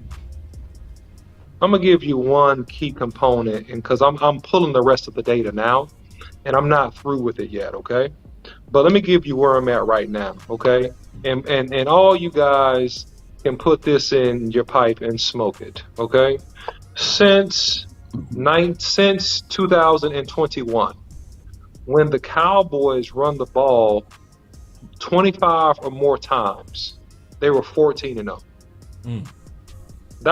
That's as of October in this season. Okay, that was as of the middle of October this season. I hadn't got all the way to the end, so I got to get through that. But since 2021, when the Cowboys have run the ball more than 25 times, they're undefeated. Yeah. Yeah. All right. So this is the feedback that you're getting over here, boss. Because I know you can't read the comments on my side, but here's the thing: everybody's saying that this is more of an impediment or a verdict on Dak and his ability to throw the ball. It appears that he shouldn't be throwing the ball. Can you break that down? Of course. You kind of painted a picture that Dak Prescott is the fault right there. Passes, incompletions, man. Talk to it. Well, with it, the reason why you really want to start, and that's why it was nothing wrong with us leading the league on running on first down. That's actually good. See, they paint it like it's bad, but it's actually real good. Because if you averaging 4.1, that means you making manageable seconds and 6. Yeah. And then if you run it again, you probably go get, even if you don't get as much, let's say you just get 2 yards. Now you got 3rd and 4. What does that do to your playbook? What does that do for Dak to have to convert a 3rd and 4? Will a dump off the Schultz work? Yep. Will a slant work? Yep. Will a screen work? Yep. Would a quick drag work? Yep. A hot route? Yep, that'll work. Can Dak get the ball out quick? Yep. Can you maybe even hand it off a 3rd time and just move the chains on the ground? Yep. Your whole playbook opens up for your quarterback when you lead off with the run. So it actually helps your quarterback. So you get more confidence. So when you real quick. So when you look at those drives to where we threw it, and then you also got to think about separation as well. And you trying to get your receivers to get you 10 yards versus getting you 4. Which one is easier? Go ahead, OC. Yeah, so the bottom line about this is that when you're effective running the football on first down and you average 4 yards a carry, you're in 2nd and 6. 2nd and 6, you have what you call as an offensive coordinator. You have the whole playbook. Yep. There's nothing that you can't call if you have a 2nd and 6. And from a defensive perspective, they cannot play you slanted if they're smart. They're not going to play you slanted to a run or a pass. They have to play you in what's called an even front. Right. An even front is just equalized responsibility across protecting against the run, protecting against the pass. That gives you options to manipulate and to take advantage of matchups. In other words, it should let Kellen Moore be able to fully be in his bag. Okay. Now, the thing that you want to see just from a purist perspective when you talk about offensive football is that you really want to be in 3rd and 4 or 3rd and 3. If you're in 3rd and 3 or 3rd and 4, the assumption is that you should be able to run the ball for 3 yards if you had to. But if you can't, or if you don't want to, you also can throw the ball quickly on a short or even an intermediate route, because you have teams in that situation walking down safeties and things of that nature if you are a run team, because they're trying to take away that short yardage run and you could burn somebody with a big play. So that's the reason, and that's the yin and the yang when you talk about Dak Prescott, is that really it doesn't matter the offense, it doesn't matter the quarterback, right? Because we saw Aaron Rodgers turn around and cuss out his head coach and say, run the bleep bleep ball, and he's a Hall of Famer first ballot guy, one of the best arms ever. So it's not the quarterbacks. You can't proselyte Dak to your opinion about, oh, he should just be able to be a superhuman person and convert 3rd and 20. Like that's ridiculous, right? Because at the end of the day, you want to put your quarterback in favorable situations, right? And that's the whole key. What is the offensive coordinator that can call a game in such a way that you put your quarterback and the offense in favorable situations and scenarios? Yep. Those are the teams that have the most success. Yep. And if you can effectively get 4 or 5 yards on between first and second down, that's exactly what you do, which is going to make Dak look the way he should look, which is good because he's in a advantageous situation based upon the play and the down and the distance. But go ahead, Law. Well, when I look back at Dak Prescott tape and the games that give him more fits are your quarters defense, cloud coverages like 6, dropping 7 in the cover there. And the only game that we can look back at and say, oh, he picked them apart was the Eagles game. You know, when they had a lot of zone coverages there, Dak Prescott carved them up, but it still wasn't like it was a blowout, just to be objective with you guys in your point there. I look at Dak Prescott as a quarterback that he's talented in a sense, but even I think that most quarterbacks, when you're throwing into triple or you're throwing into cloud coverages and or those zone looks, there are more and more opportunities for the ball to be batted in the air, ball to be tipped, and for someone to get their hands on it.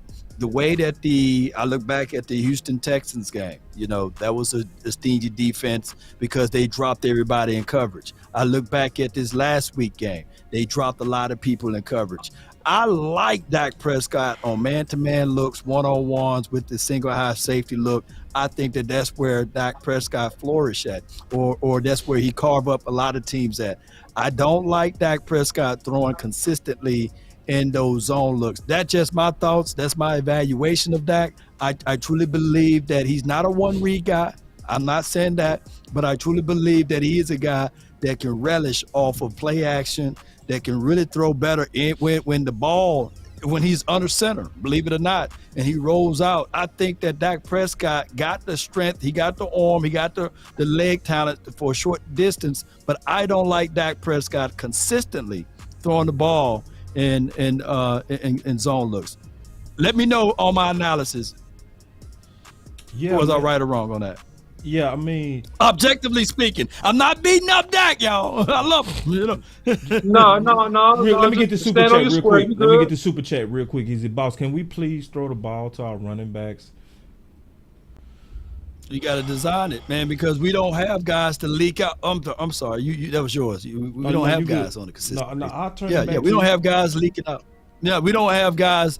If you guys look at our concept, you know, most times in West Coast offense, they design a scheme to have your running back to hit a drag or to have your running back to be leaked out earlier once the defense have commit so that he can be that safety leak valve.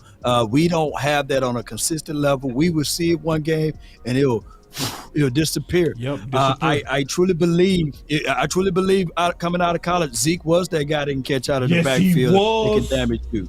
Yes, indeed. Yes, he and, was. And Tony Pollard, shoot, he was considered a slot guy. We don't utilize our running backs enough, in my opinion. And the games in which we did throw to them, we blew teams out. Right. The games, like, think of what was we doing in Minnesota, throwing it to them. Minnesota. Hey, I'm sorry if I missed the super chats, bro. I don't see it. Like, it's not coming through. Let me try to pull it from the phone. But real quick, no, the West Coast offense is not prehistoric though, Byron. That if you look at Tom Brady, he reinvented the West Coast offense back over there in Tampa Bay because Byron Leftwich was trying to run something else. Tom was like, nah, we're gonna have to get back to the principles that they actually won a Super Bowl with Tom Brady rearranging it and getting back to the West Coast principles. West Coast principles are still prevalent even with Pat Mahomes. But go ahead, someone else.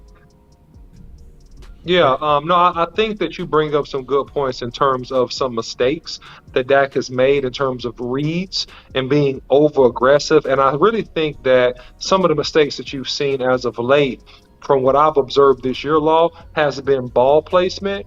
And it just has been decision making in terms of throwing into double coverage or a miscommunication on the option route concept, which Boss Cowboy did a really good breakdown about the option route concepts and all those things. True. So I think that's what you've seen this year. I will agree with you that Dak Prescott, and I've said this before, he's at his best in play action pass rolling to the right.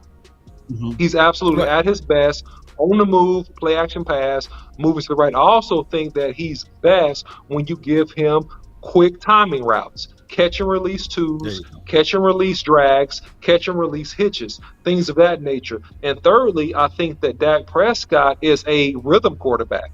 So I think really Dak is at his best when you ease Dak into the game. Yes. When you can run the ball effectively and you can ease Dak into the game, let him get comfortable, let him complete a couple short passes, and then he's ready to take the top off the defense. But I also, to balance it out a little bit, and in fairness, I've also seen Dak, man, in New York a couple years ago, before he got the big contract, he carved up his own defense. I've seen him in games on game-winning drives in the fourth quarter, march the team up the field versus zone coverage. So I have seen him be successful against that. Right. It just hadn't been quite consistent this year, is what I'll say. So real quick, I just want to say something about these super chats. I don't see it. Common sense. I'm looking through my phone now. I don't see it. But real quick, also, y'all, don't listen to me. Don't take my word for it. Last year we learned that they really wasn't going to commit. Hold on, what you say, OC? I said common sense $2 super chat. He said hashtag dysfunction Kellen disorder Cowboys is what that was super chat. Thanks, common sense labs. I just wanted to give credit for super chat. Yeah, that is a humongous super chat, because in order for us to win this game coming Monday night, and I know Boss finna play that clip, we got to get the ball to CeeDee Lamb. We got to have a focal attention to him, Schultz. But let me give you the order. CeeDee Lamb, Tony Pollard, Schultz. That's my order on offense.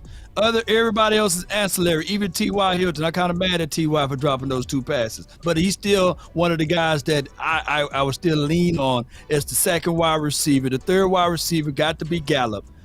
When we get down inside the 20, Ezekiel Elliott, I want to see him down inside. Those are my offensive guys. At this point, I like Tyler Smith at left tackle. Okay, he's good at guard, but he's great at left tackle, y'all. I need to see Tyler Biadasz, who gave up 0 sacks this season. I know he would be coming back from a high ankle sprain, so I'm going to pick your brain on that, DOC. I need my guy Tyler Biadasz in this game. I need Connor McGovern to be our left guard. I need Zach Martin to be where he at all time. And I don't care what too much happened with Tyron Smith. It is what it is with him. At least that's not the blind side. Dak Prescott should be able to see that. If we just target in that order, we be okay against the Tampa Bay Buccaneers. Run the ball. When we get inside the 20, make sure you feature Zeke. That's my thoughts on it. What's your thoughts on it? Real quick, shoot. That's not just your thoughts on words on it. Listen.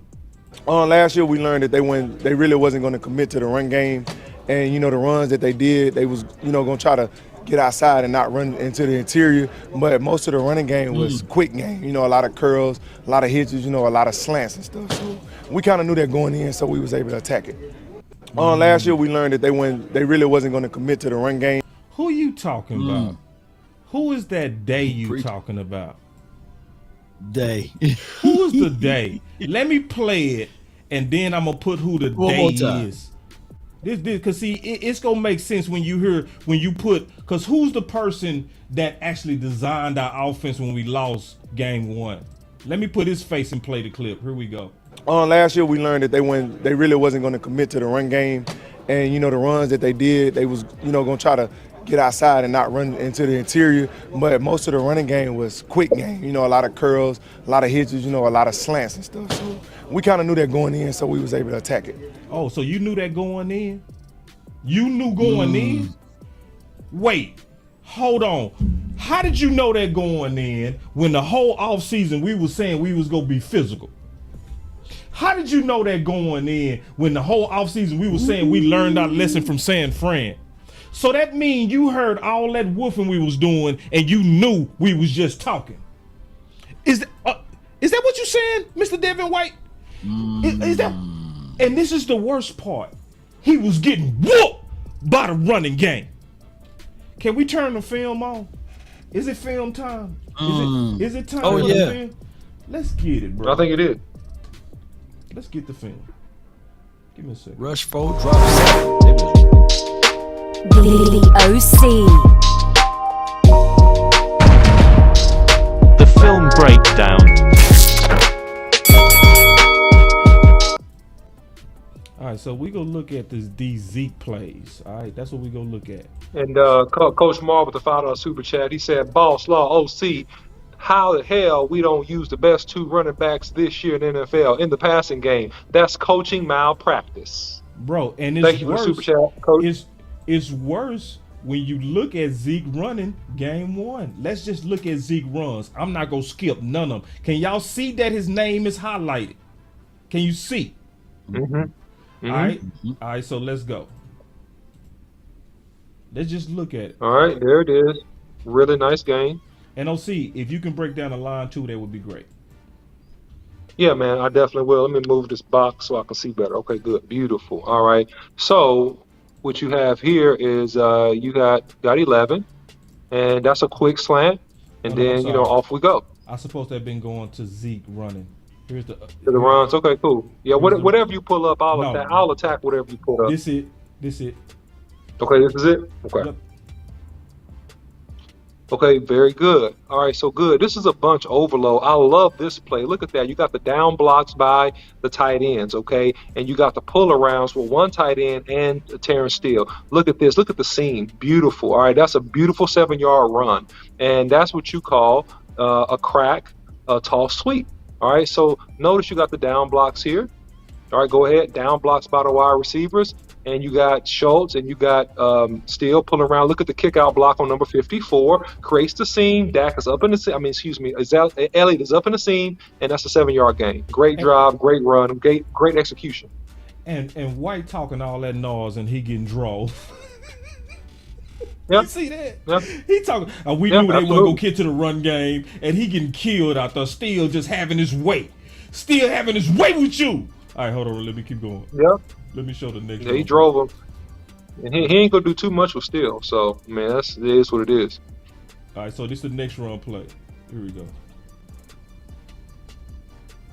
Okay, here we go. So we got a version of overload on the right side again, and then this is power run game, and this is just stretch.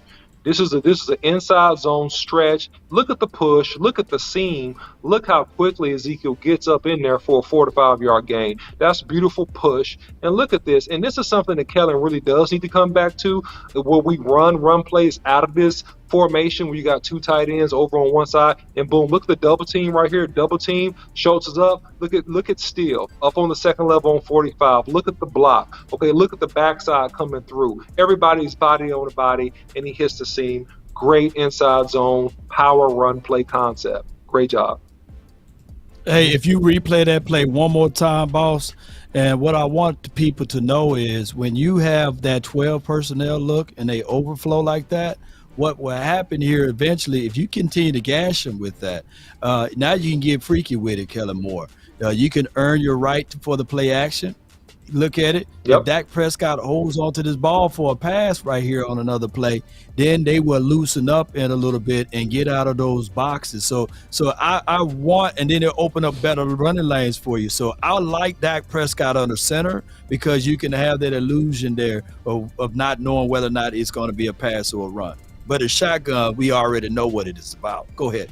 And this is another thing I want to highlight too. I want to highlight Tyler Smith right here, and you tell me, I'm just asking you a question. What do you think Tyler want to do? Just look at Tyler at the left tackle. Tell me what you think he want to do. What you think he trying to do? You think he want to pass block? Look at that body language. What is that saying? Yeah. What is that saying? They want to be physical, Kellen Moore. Look at that. Look at this. Just look at Tyler Smith. Just look. Look at this. Well, and he's great. Look at the pancake. Look at the finish. It's just beautiful, abusive. And really, Zeke could have kept out one front side. He began to bend it back. He could have really kept out one front side, but that's okay. It's still a 5-yard game. You know, Tyler wants to get physical and impose his will on people, you know, and that's exactly what he did on this play. Somebody please, and see, you know, that's why we all got to be careful with these. They run too much on first down. Man. No. Listen, all right, so look at this again. again. Let me explain something real quick before we go into that play. This is the benefit of running on first down. The benefit of on first down, when you know we run on first down and we still do you like that. See, that's okay. If you in prison and you like, man, I don't want somebody to take me. How do we move to that topic? Bro? Because I'm trying to paint the picture. Because I'm trying to paint the picture of how demoralizing it is. To where you go in and you like, ain't nobody gonna take me. And now you got you this big old roommate. And he say, give me your sandwich, boy. And he's swole. And you like, I'm finna fight him. And then he just choke you by your neck and slam you and rip your pants. No, wait a minute. Let's move it on. But I'm just saying. I'm saying though, you went in like we getting ready to stop them on first down. When they physical like this is almost like jailhouse, if you know what I mean. Here we go. Yeah. So look, let me give you another analogy, man. This right here is 12 personnel, right, with motion going toward the run action, which is that's a beautiful play because it's giving you another lead blocker. Run that back. And this is how I know that Kellen Moore has the design capability. He has the IQ to create mismatches in the run game when he wants to because he put his mind on it. So you got 12 personnel. You got 2 tight ends, pause it. You got 2 tight ends at the top of your screen. You got motion. So he's motioning. I believe that's Noah Brown. Yep. Okay. That's Noah, right? Pause. Yeah. That's Noah. So he's motioning Noah. You got a double team on the defensive end at the top of the screen. Now you got a lead blocker. Look at the lead blocker. Noah Brown becomes a lead blocker for Ezekiel Elliott running through the hole. And Ezekiel Elliott just puts his hands down, push the pile, and now you got a 4 to 5 yard gain. That's a beautiful design. Beautiful design. I want to give look at the lead block now. Look, lead block now.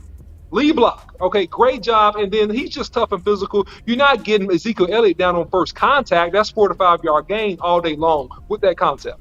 Listen, y'all, and I just want to remind y'all, this is the same team we getting ready to play. And I'm showing you every run play. Do you think they could handle this type of physical style? And boss, rewind that real quick, boss, the play that we just talked about. All right. Just please, real quick. All right, and so to answer your question, Sadiq, Charles, look, a jet sweep and let it run. A jet sweep is this. You would turn around and you would give Noah Brown that ball and a handoff, and you would just give him the ball, and he's going to run around that defensive end. That would be considered a jet sweep. It's a motion. You're giving the wide receiver the ball on the run. But in this instance, it's a fake. Let it run, boss. It's a fake action. Boom. He turns up as a lead blocker downfield, and you hand the ball off to Zeke, which is great because you could come back to running a jet sweep. Or to Law's point, you could let it run again, boss. You could have a very, very wide open person play action pass right here. Look at that. That defensive end on the left, he's bit all the way down. It's nobody out there to take a Dak if he does a boot on that particular play, because he's already committed to trying to run down the line and stop the run. And this is where Dak Prescott is at his best. Going back to a point earlier, is that when you run the ball effectively, you can set up play action pass for Dak, and he's going to have tremendous success. And then another thing on that jet sweep, a lot of teams use jet sweep to keep those defensive linemen and defensive ends from crashing. Yep. Especially if you've been running the ball all day successfully. Right. All day. You use the jet sweep to keep them honest, to spread them back out. Yep. To fear the threat. To fear the threat of you getting outside, Miss Charles. So good teams are gonna go inside and out. They not go just attack on the inside. They not go just attack on the outside. If you want to keep those trenches honest and keep them guessing, you got to mix up your run game. Yes, indeed. And boss, I sent you some audio of Coach Herm Edwards. I don't know if you probably heard it earlier today. You can play the audio, but you can't show the video. And he's talking about running the ball. He's talking about the same things we're saying. Now he's off a little bit with Dak Prescott, but if you can play that audio for me. Where you send it? To your Gmail. Okay. I'll pull it up. Go ahead and see while I pull it up. Go ahead. Yeah, and so looking at this play, this is how you run the ball in a spread formation. You got 4 wide receivers, you got 1 back. Okay, boom, and that's almost like a trap. Okay, and so when we see the other angle, it's an inverted trap, right? So you got him as a single back, they move him up, right, and now they go to a zone concept. They move Ezekiel Elliott up, and so look at the action of the line first. Hey, so you got the action of the line. Before you get into it, elaborate slowly on trap, if you don't mind. Okay, so trap normally is this. Trap is, if you look at this from this angle, is that the Cowboys were extremely effective running trap. Imagine Zach Martin on the right, and imagine Steele on the right, down blocking and double teaming the defensive tackle. And imagine Connor McGovern pulling around and kicking out the end, and Tyler Smith pulling around inside of him and hitting that linebacker that's trying to fill that hole. So that's what trap is. It's basically a way to create movement. But in this scenario, this is just a ace block and a kick out block. And that ace and kick out creates a lane in between the left guard and the left tackle, and Zeke hits it for an easy 5-yard gain. When you're doing things, when you're doing things like that, it's going to open up everything in terms of run and pass, and you can open up the playbook effectively. And that's the point that I'm trying to make here. And boom, there it is. That's an easy 5-yard gain, and then off we go. They're turning the ball over at an alarming rate. And if you're the offensive coordinator, and if you're the head coach, you got to look at your offense and ask yourself one question. The only way we can lose this game, the only way we can lose the game, is if we turn the ball over. So you better lean on them 2 running backs, and don't ask this quarterback to drop back and try to outduel Tom Brady, because that's not going to happen. You better run the football, allow your defense to get a lead, and then go after Tom Brady and knock him on the ground. But they got to run the ball. They cannot put it in Dak Prescott's hands right now. They cannot ask him to outperform Tom Brady. Run the football. I'll say it again. Run the football till you can't run it anymore. The Tampa Bay Buccaneers cannot defend the run. They're a defense that plays with a lead, or they play in a 1-score game knowing Tom Brady can bring them back. You have to get a lead, Cowboys. You have to take time off the clock with your run game. Dak Prescott right now is struggling because you're trying to make him a pocket quarterback. He is not a pocket quarterback. You need to move the pocket for him when he's going to throw the football. Let him throw it down the field every once in a while. But you cannot run this ball. Yeah. He wrong as hell. He wrong on that part of it. But here's, there's 2 things can be true, right? You know, but that part right there was kind of wrong. But one thing I was like, womp. But I do love the principles of running the ball. I think that if Herm Edwards were like in this locker room, right, and he's seeing what the offense is doing, I think that he would go over there to tell Kellen Moore, hey, man, at some point you got to design a scheme for these guys to continue to run the ball. And we would see a better Dak Prescott because it'll go back to what we were talking about. Dak Prescott under center, Dak Prescott on rollouts, and occasionally Dak Prescott in shotgun, and just having that mixture instead of just being unbalanced. I love the balanced Dak versus the heavy passing Dak. What's your thoughts on it? Man, he old school too. You know how correct. old school coaches are. Did you want me You're to finish correct, that clip? man, and you know. Oh, he was at the end. Oh, you can finish the clip. No, he he was had at the something end. else on there, I believe. It was yeah, let me see. He said something else on there. Let me see. This football game. No, that was it. But that was was ahead. it? Okay. Go ahead, OC. My fault.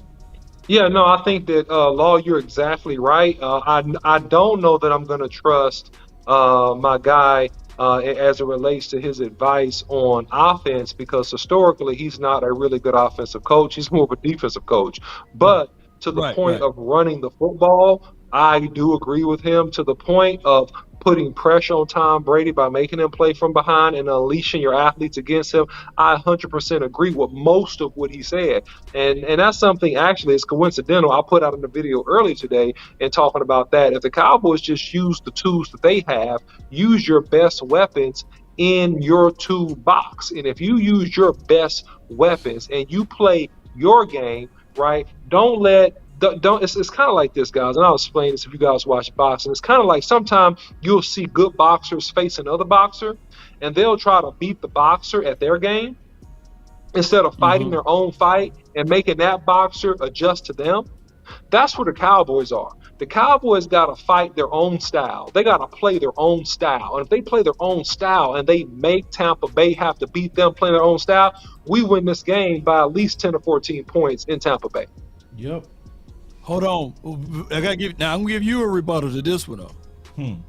Come on. The Cowboys got to play the style that we know, because from their terminology, the style that they think that they are from the offensive coordinator is a throwing team. Right. Your best defense right now, Cowboy Nation, and I'm telling y'all out of love, your best defense right now is your run game. Your run game is your best defense. Less chances with Tom Brady with the ball in his hand. TOP run game is your best version of this defense. Facts, bro. I gotta hit your button for that. 3, 2, 1, drop it. And remember, you're listening to nothing but the best. Drop it hard. Let's go. Yep, it's all about Zeke, baby. See, and this is the worst part. Law, OC, can we talk? Can we talk for a minute? How many times you think? Let's go. How many times you think, bro? With what we just saw on film, because we was all watching the film, we was destroying Tampa on the ground. I was showing each running play. So Zeke, especially Zeke was wearing them out. We gave him 10.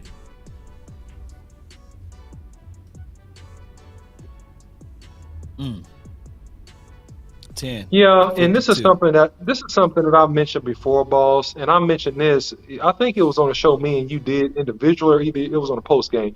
You have to be wise enough, and this is the wisdom and the experience that I hope Kellen Moore really picks up on. You got to ride the hot hand, especially when you're in playoff games, right? You got enough talent with Tony Pollard and Ezekiel Elliott that Tony Pollard might be the hot hand. That's fine. Zeke gets less carries in that scenario, right? Ezekiel Elliott, he may be on a roll and just has an affinity to really be effective against the defense. Ride the hot hand and you're going to be successful. You don't have to make the carries equal every game. You don't have to, or close to equal. You don't have to do that. You got to control the game. You got to win the game. Coach Marr with the $5 super chat. Thank you, Coach.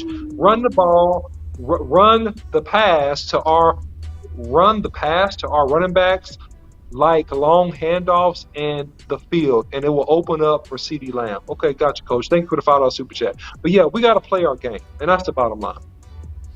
Yeah, man. Yes, indeed. Go ahead, Law. Well, and we can't leave out some things, man. I don't like to see healthy stretches too, like in the game.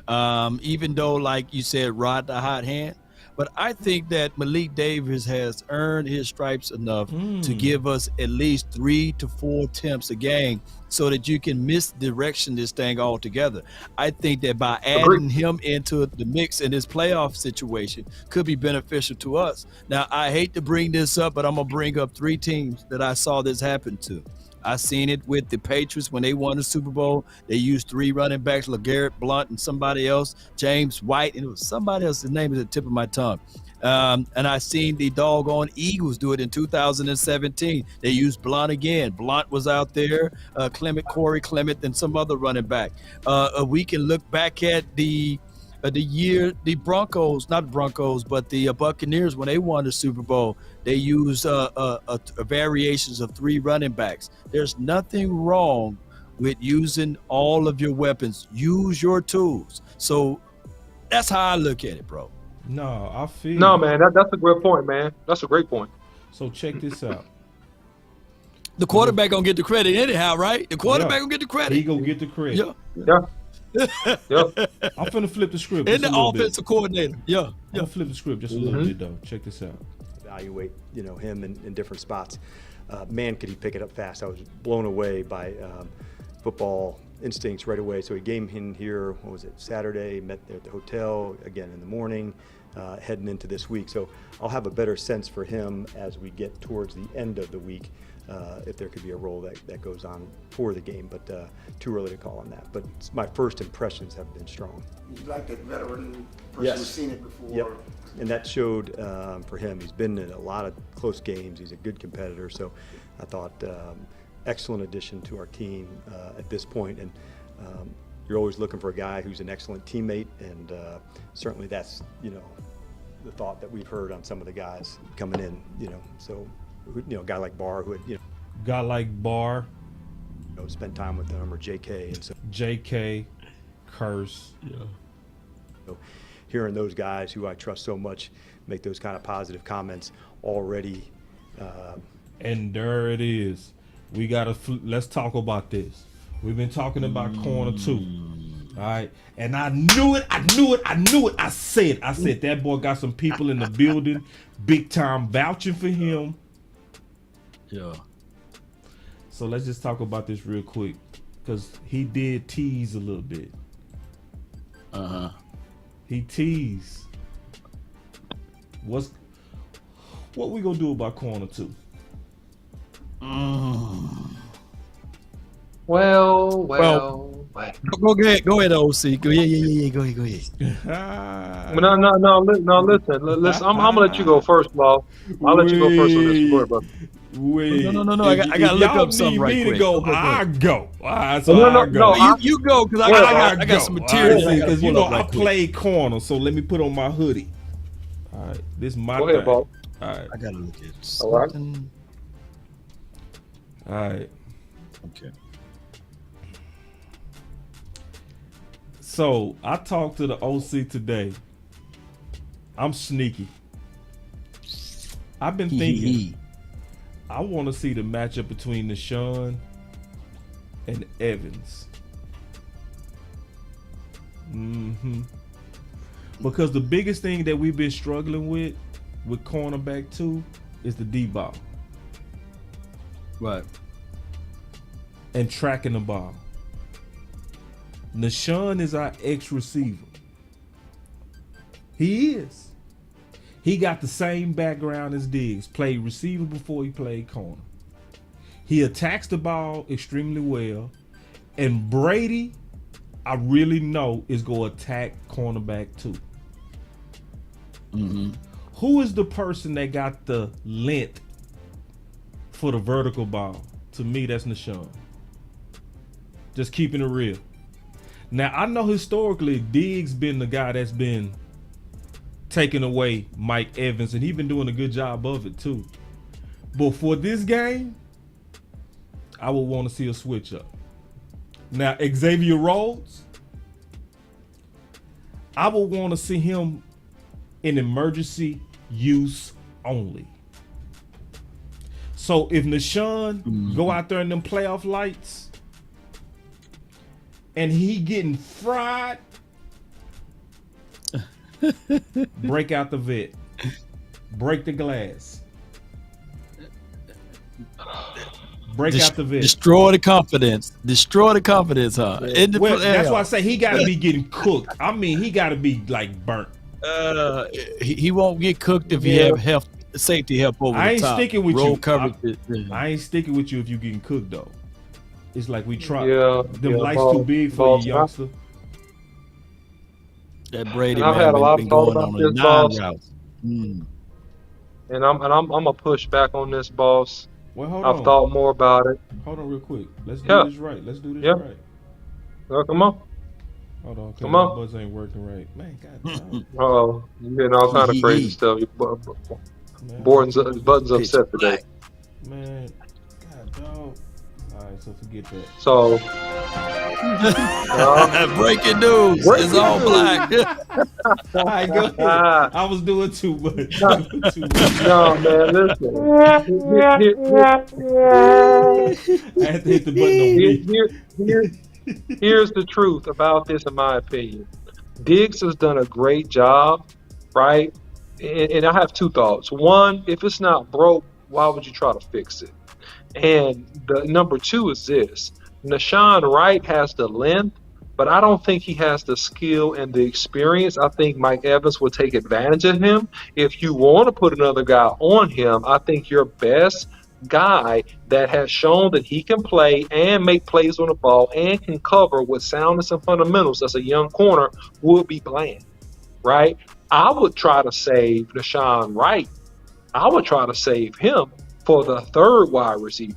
That's what I would place him on, and I would rock with Diggs. I would rock with Bland, and I would try to keep this dude out of harm's way in the big moments because I don't trust his experience and his big playability in the lights yet. Not saying that he hadn't done a pretty good job, but I trust Bland more. And to be honest, I would leave Diggs where he is, man. I wouldn't risk it on this game, boss. I think it's a risky proposition. I just do, man. I think it's risky.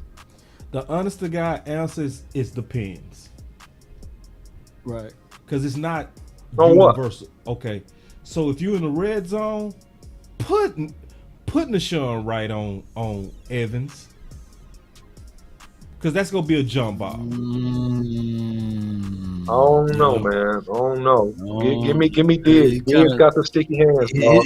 Give me Diggs, bro. He is kind of stiff. Give me Diggs, bro. Sean got let me tell you the main reason stiff. why I'm thinking this too. Boss, I don't know, man. I don't know on that. I don't want them to match Godwin up with Nashawn. See, this is the thing, bro. Y'all gotta trust my experience at corner. I do. No, you don't. See, because this is the thing. I do. This is what I can tell you. This is what I can tell you for sure. Listen to me for sure. Bland is a 4-4 guy. No, I agree. And listen, Bland is gonna be the number 2 corner in the base defense. This is automatically assuming that they coming out there with 11 personnel. So they coming out there with 3 in my example. So automatically assume that. I'm not taking Bland out. Because Bland, I would take Bland in this matchup over Nashawn. But if they come out in 11 personnel in man coverage, I want Nashawn Wright mostly on Mike Evans because I don't trust him against quicks. And let me tell you where I'm telling you something from experience. Quicker receivers are scarier than bigger receivers. Guys that can get separation are scarier than big guys. And I'm telling you that from experience. So when I'm looking at the matchup and I'm looking at the type of routes Mike Evans runs and the fact that he's aging, in man coverage, I would take that chance. Because if I was Tampa, I would always try to get Godwin on Nashawn. That's what I would always try to get. I would always try to get them 2 dudes matched up because I know Godwin would likely separate from him. But it's going to be hard for Mike Evans to out-athlete him. And I know Godwin is a better route runner than Mike Evans. So I'm saying that's why I said it depends in the scenario. So if it's man coverage, especially in the red zone, I want to match up Mike Evans, big target, big receiver, big radius with big target, big corner, big radius. Okay. All right, boss. But hey, Law, what you got on that? Man, when the game was mattered the most, the Tampa Bay versus the Tampa Bay versus the what was they played what's the name of that damn team? The Carolina Panthers.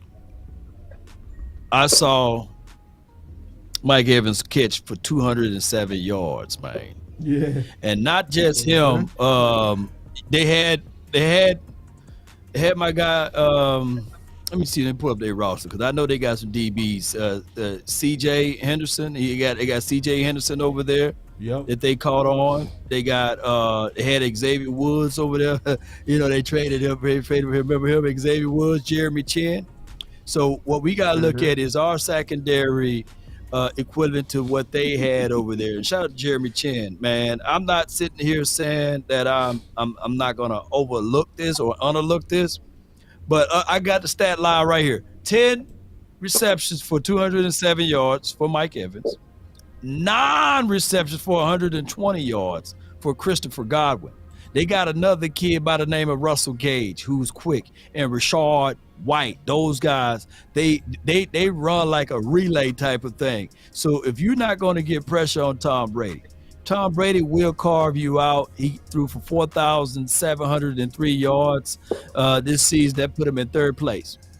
There's only 2 other quarterbacks that threw for more yards than him. So he's going to try to sling it around, and he's going to find what we call the weak link. Some will say the mouse in the house. He's going to look for it. And if Nashawn Wright is there, then that's who we going to pick on. And I think that Nashawn Wright is good on vertical routes. Yeah. But where he's hurting at is on those posts. Yep. I've been seeing him. Like, he got a real stiff hip. Stops, the subtle goals. Slant. So what we going to have, slant, all of those things. Now, here's the other thing. Here's the conundrum. Xavier Rhodes, he may have lost a step, but the last time he gave up 100 yards on a wide receiver was in the year of 2019. So even when he researched himself at Coachland, he never gave up 100 yards. I want y'all to look up the stat line. Yards allows or something true. So he never gave up 100 yards in the Colts, since he played for the Colts, and he was only there for a short stay for the Bills. I would lean a little. It's a horrible choice. It's a horrible option. But I'll lean on the youth. I will lean on the 32-year-old Xavier Rhodes, man. But it's a hard option, though, man. It ain't a sexy one for us right now. I like it, though. You would do it right now? You would do it now, Law? You would do it right now? I'm going to throw a Hail Mary. Let me throw it. Throw a Hail Mary. I'm going to throw a Hail Mary, man. This is who I hope they allow to get some snaps. And this is probably not going to happen, all right? That's why I said it's a Hail Mary.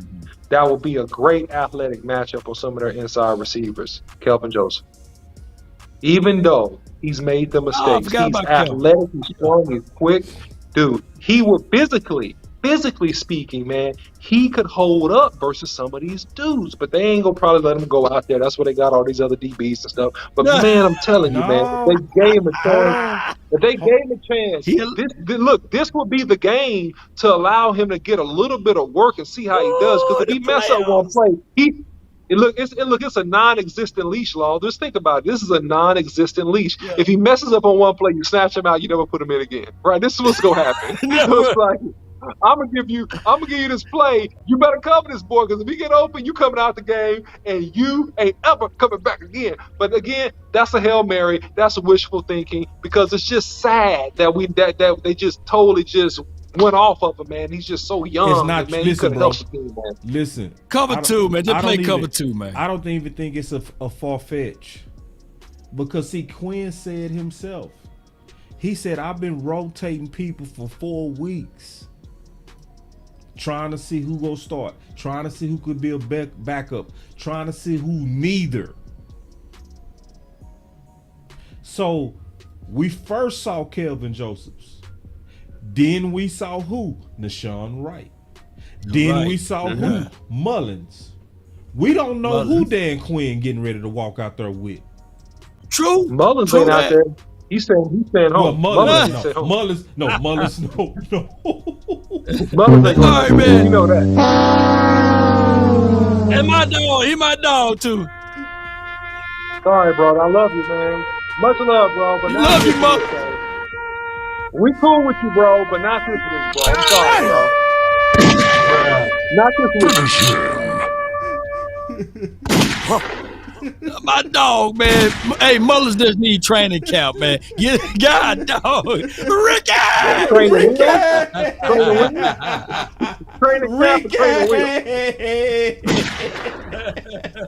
camp, or training wheel? Mullins still my dog, man. He just need training camp. Mullins need training camp with the star, man. Come on, man.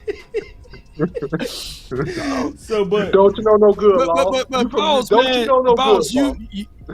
boss, you know this, man. DBs is all about confidence, man. True. It's about walking up to the lady and getting a number for the first time. Right. And you know, and there's a documentary, my brother, my twin maker, man, my brother, man, he was saying that Prime literally got into a fight. He said it was a documentary. He said, Law, you didn't catch that? I said, nah, he supposed to send it to me.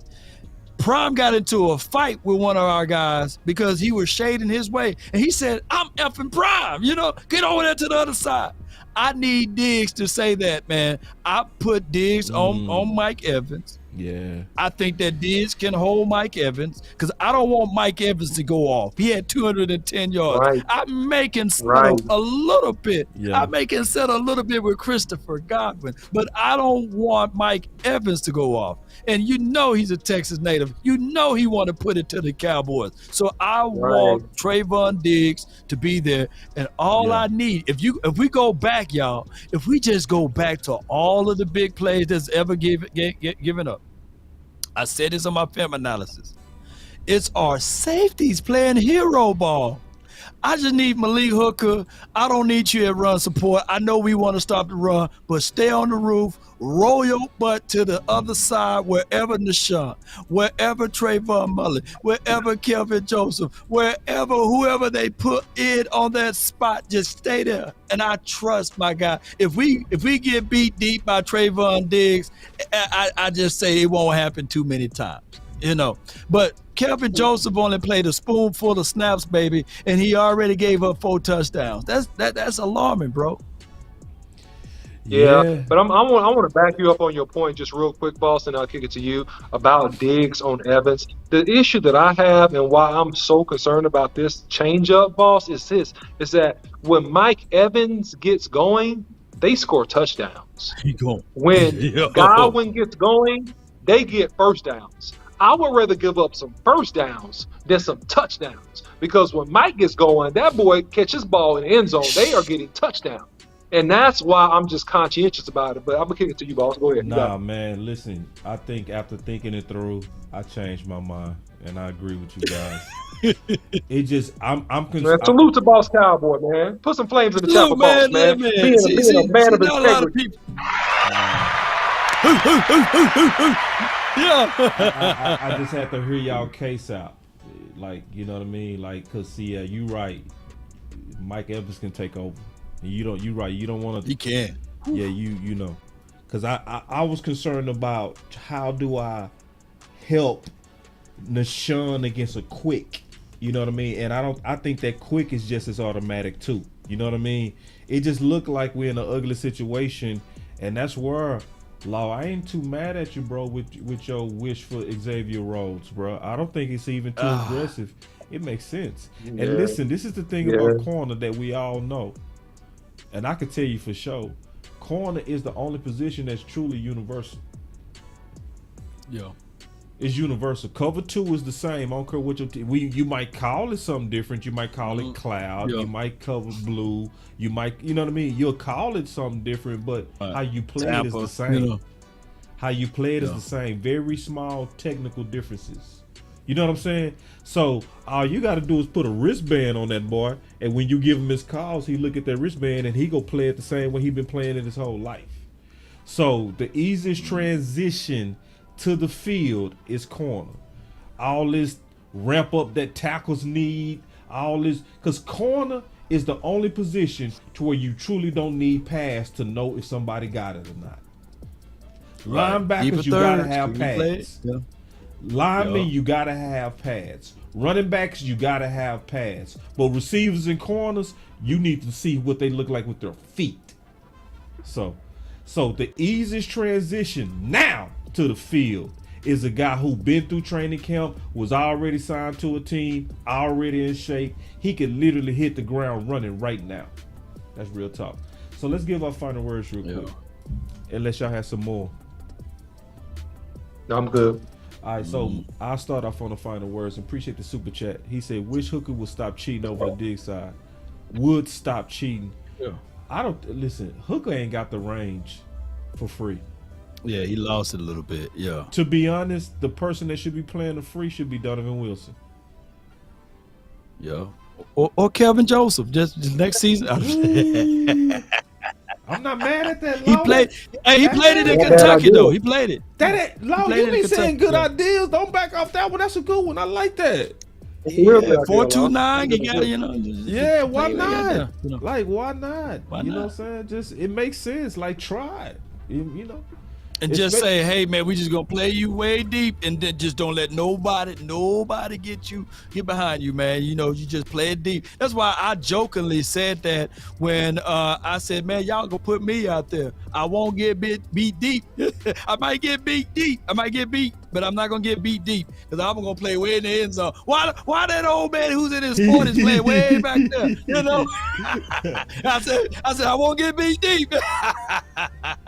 But you see what I'm saying, boss? You know, he got speed. Hey, Coach say, speaking of pass rush, Parsons selfishness. Selfless.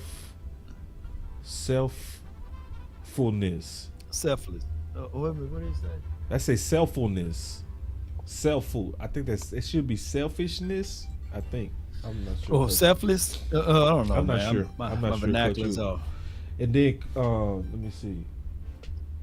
And if I mention landlord in the house, what's up, man? What's going on, big dog? What's up, landlord? What's up, baby? But on the final words, I'm just excited about. Yeah, I ain't hitting nobody. No, I'm sorry, my bad. I was gonna say, they said, "Lord, you ain't tackling nobody." No, I ain't tackling nobody. I'm gonna do the side by side, pull them down type of tackle. Man, if you go be out there, you gotta try to lay some wood at least once. Hey, but this the deal. One time. This the deal. I can't wait for Petty Tuesday. I'm gonna be honest. I'm looking forward to Petty Tuesday. You know, I really want to have some fun with my own fans, cause see, y'all tried to have fun on us. I ain't gonna forget that. I'm not like the OC. See, the OC, he a better man than me. See, I ain't like you, dog. I can't just do that. I gotta get y'all back for this. Y'all literally you just straight business. I'm petty. See, this is the deal. Y'all literally tried to make playoff week miserable for your own family. I would not let y'all enjoy this whole run to the Super Bowl. I'm just telling you right now. And I'm gonna tell you the lengths that I've already went. I've already screenshotted. I've already clipped out all of y'all that been saying with y'all chests out, we not getting rid of the beat temp. Yeah, I'm gonna teach y'all how to be a fan come Tuesday. I'm gonna teach you. I'm gonna teach you, cause see, you should have stayed locked in. You shouldn't have switched up. If we locked in, ain't no switching up. You should have stayed locked in. I told y'all I was gonna give y'all 24 hours to be mad. We going into 48 hours, so I'm gonna get you. But I love you though. It's gonna be in love. It's gonna be, hey man, just never do this again. I'm gonna still let you be in the family. I'm gonna still hug your neck, but I'm gonna whoop y'all for this. I'm just letting you know right now. That's my final word. He gonna whoop him, man. Hey man, listen, the Cowboys got the pieces, the Cowboys got the talent, and the Cowboys got the superior team if we go out here and execute and play the way we need to play. All we got to do is be committed to the run, play action pass, have sound defense, and just, hey, don't play 10 yards off, because you know Tom Brady completes almost 50% of his passes between 10 and 20 yards on the year. So don't give him easy first downs. Make him have to find a receiver. Don't let him do pitch and catch. And hey, man, it's time for us to ramp it up, man. It is the playoffs. Turn up the pass rush. Turn it up. Ramp it up. Turn up the pass rush. If we can turn up the pass rush a little bit, you know what I'm saying? And we can just touch him. We ain't got to obliterate Brady. We ain't got to sack him every play. We need to pressure him. We need to touch him a little bit. We need to hit him a little bit after he throws that ball. We need to make this man feel uncomfortable. And if we do that, we win this game going away at Tampa Bay. That's my final word. If we locked in, ain't no switching up. I can hear boss. He whooping him. He gonna whoop him, man. Go to your room, man. Ooh, he's gonna take be that, bad. take that jersey off, man. Talk about DC Another for one. life, you know what I'm saying? And say we won and done. Get it off, you know what I'm saying? Get the ashes. So Man, my thing is with this is touch Brady every down. Make sure you know that. Make sure he feel your presence. Blitzing him will not work, ladies and gentlemen. Blitzing him will not work, ladies and gentlemen. Blitzing him would not work. Just like what my guy just said, the OC said, you know, Tom Brady is going to take what the defense give him, and he's occasionally going to go deep with it, and he got a nice spiral on the ball, which will carve you up with it. Know his play with playmakers. He knows how to utilize Mike Evans. He knows how to utilize his running backs, and he's seen more defenses than maybe my guy Dan Quinn forgot. He forgot more defenses than Dan Quinn. No. So, and Dan Quinn should have a chip on his shoulder whenever he see Tommy, because he was up 28-3 on this guy. So if anybody want to lay it to Tom Brady, it should be Dan Quinn. Let's stay locked in. Let's stay rooted in. Let's stay focused in. Let's do these things, Cowboy Nation. I believe silver and blue. You cut me, I'm going to throw them hands, but it's going to be silver and blue, baby. That's just what it is, Cowboy Nation. Let's continue to grind and shine. The name is Law Nation. Let's go. Let's get it. Come on now. Uncle Charles, where you at? Big Game James Charles was trying to come through too, y'all. Sacrifice, don't give up the fight. Everything gonna be alright on any given Sunday. Yeah. That's Uncle Charles, y'all. That's Uncle Charles. Yeah, you didn't know that. I see you, Uncle Charles. If we locked in, ain't no switching up. Ain't no switching up, man. Ain't no switching up, man. I'm cell block 80, baby. Y'all know what it is. Come on, DC for life. Let's get it. If we locked in, ain't no switching up. Yeah, man. All the way, man. Let's come together. I don't care if you love Romo. It's Dak time. If we locked in, ain't no switching up. Matter of fact, I fought more for Romo than I did Dak. That's what I was young, but full of energy, man. There's some builders out there that I know I owe. Yeah. Much love to you too, Romo. But it's Dak time. Shout out to Romo. And we appreciate you. And Candace Romo. Yeah, all of them. It's time to put together the division, put down the division. Let's come together, man. This is that time. We're a nation. Let's go. If we locked in, ain't no switching up. I want me some glory hole. Get ready. Get out of here, haters. I know. Get out of here, you haters. God, no, we shoot this.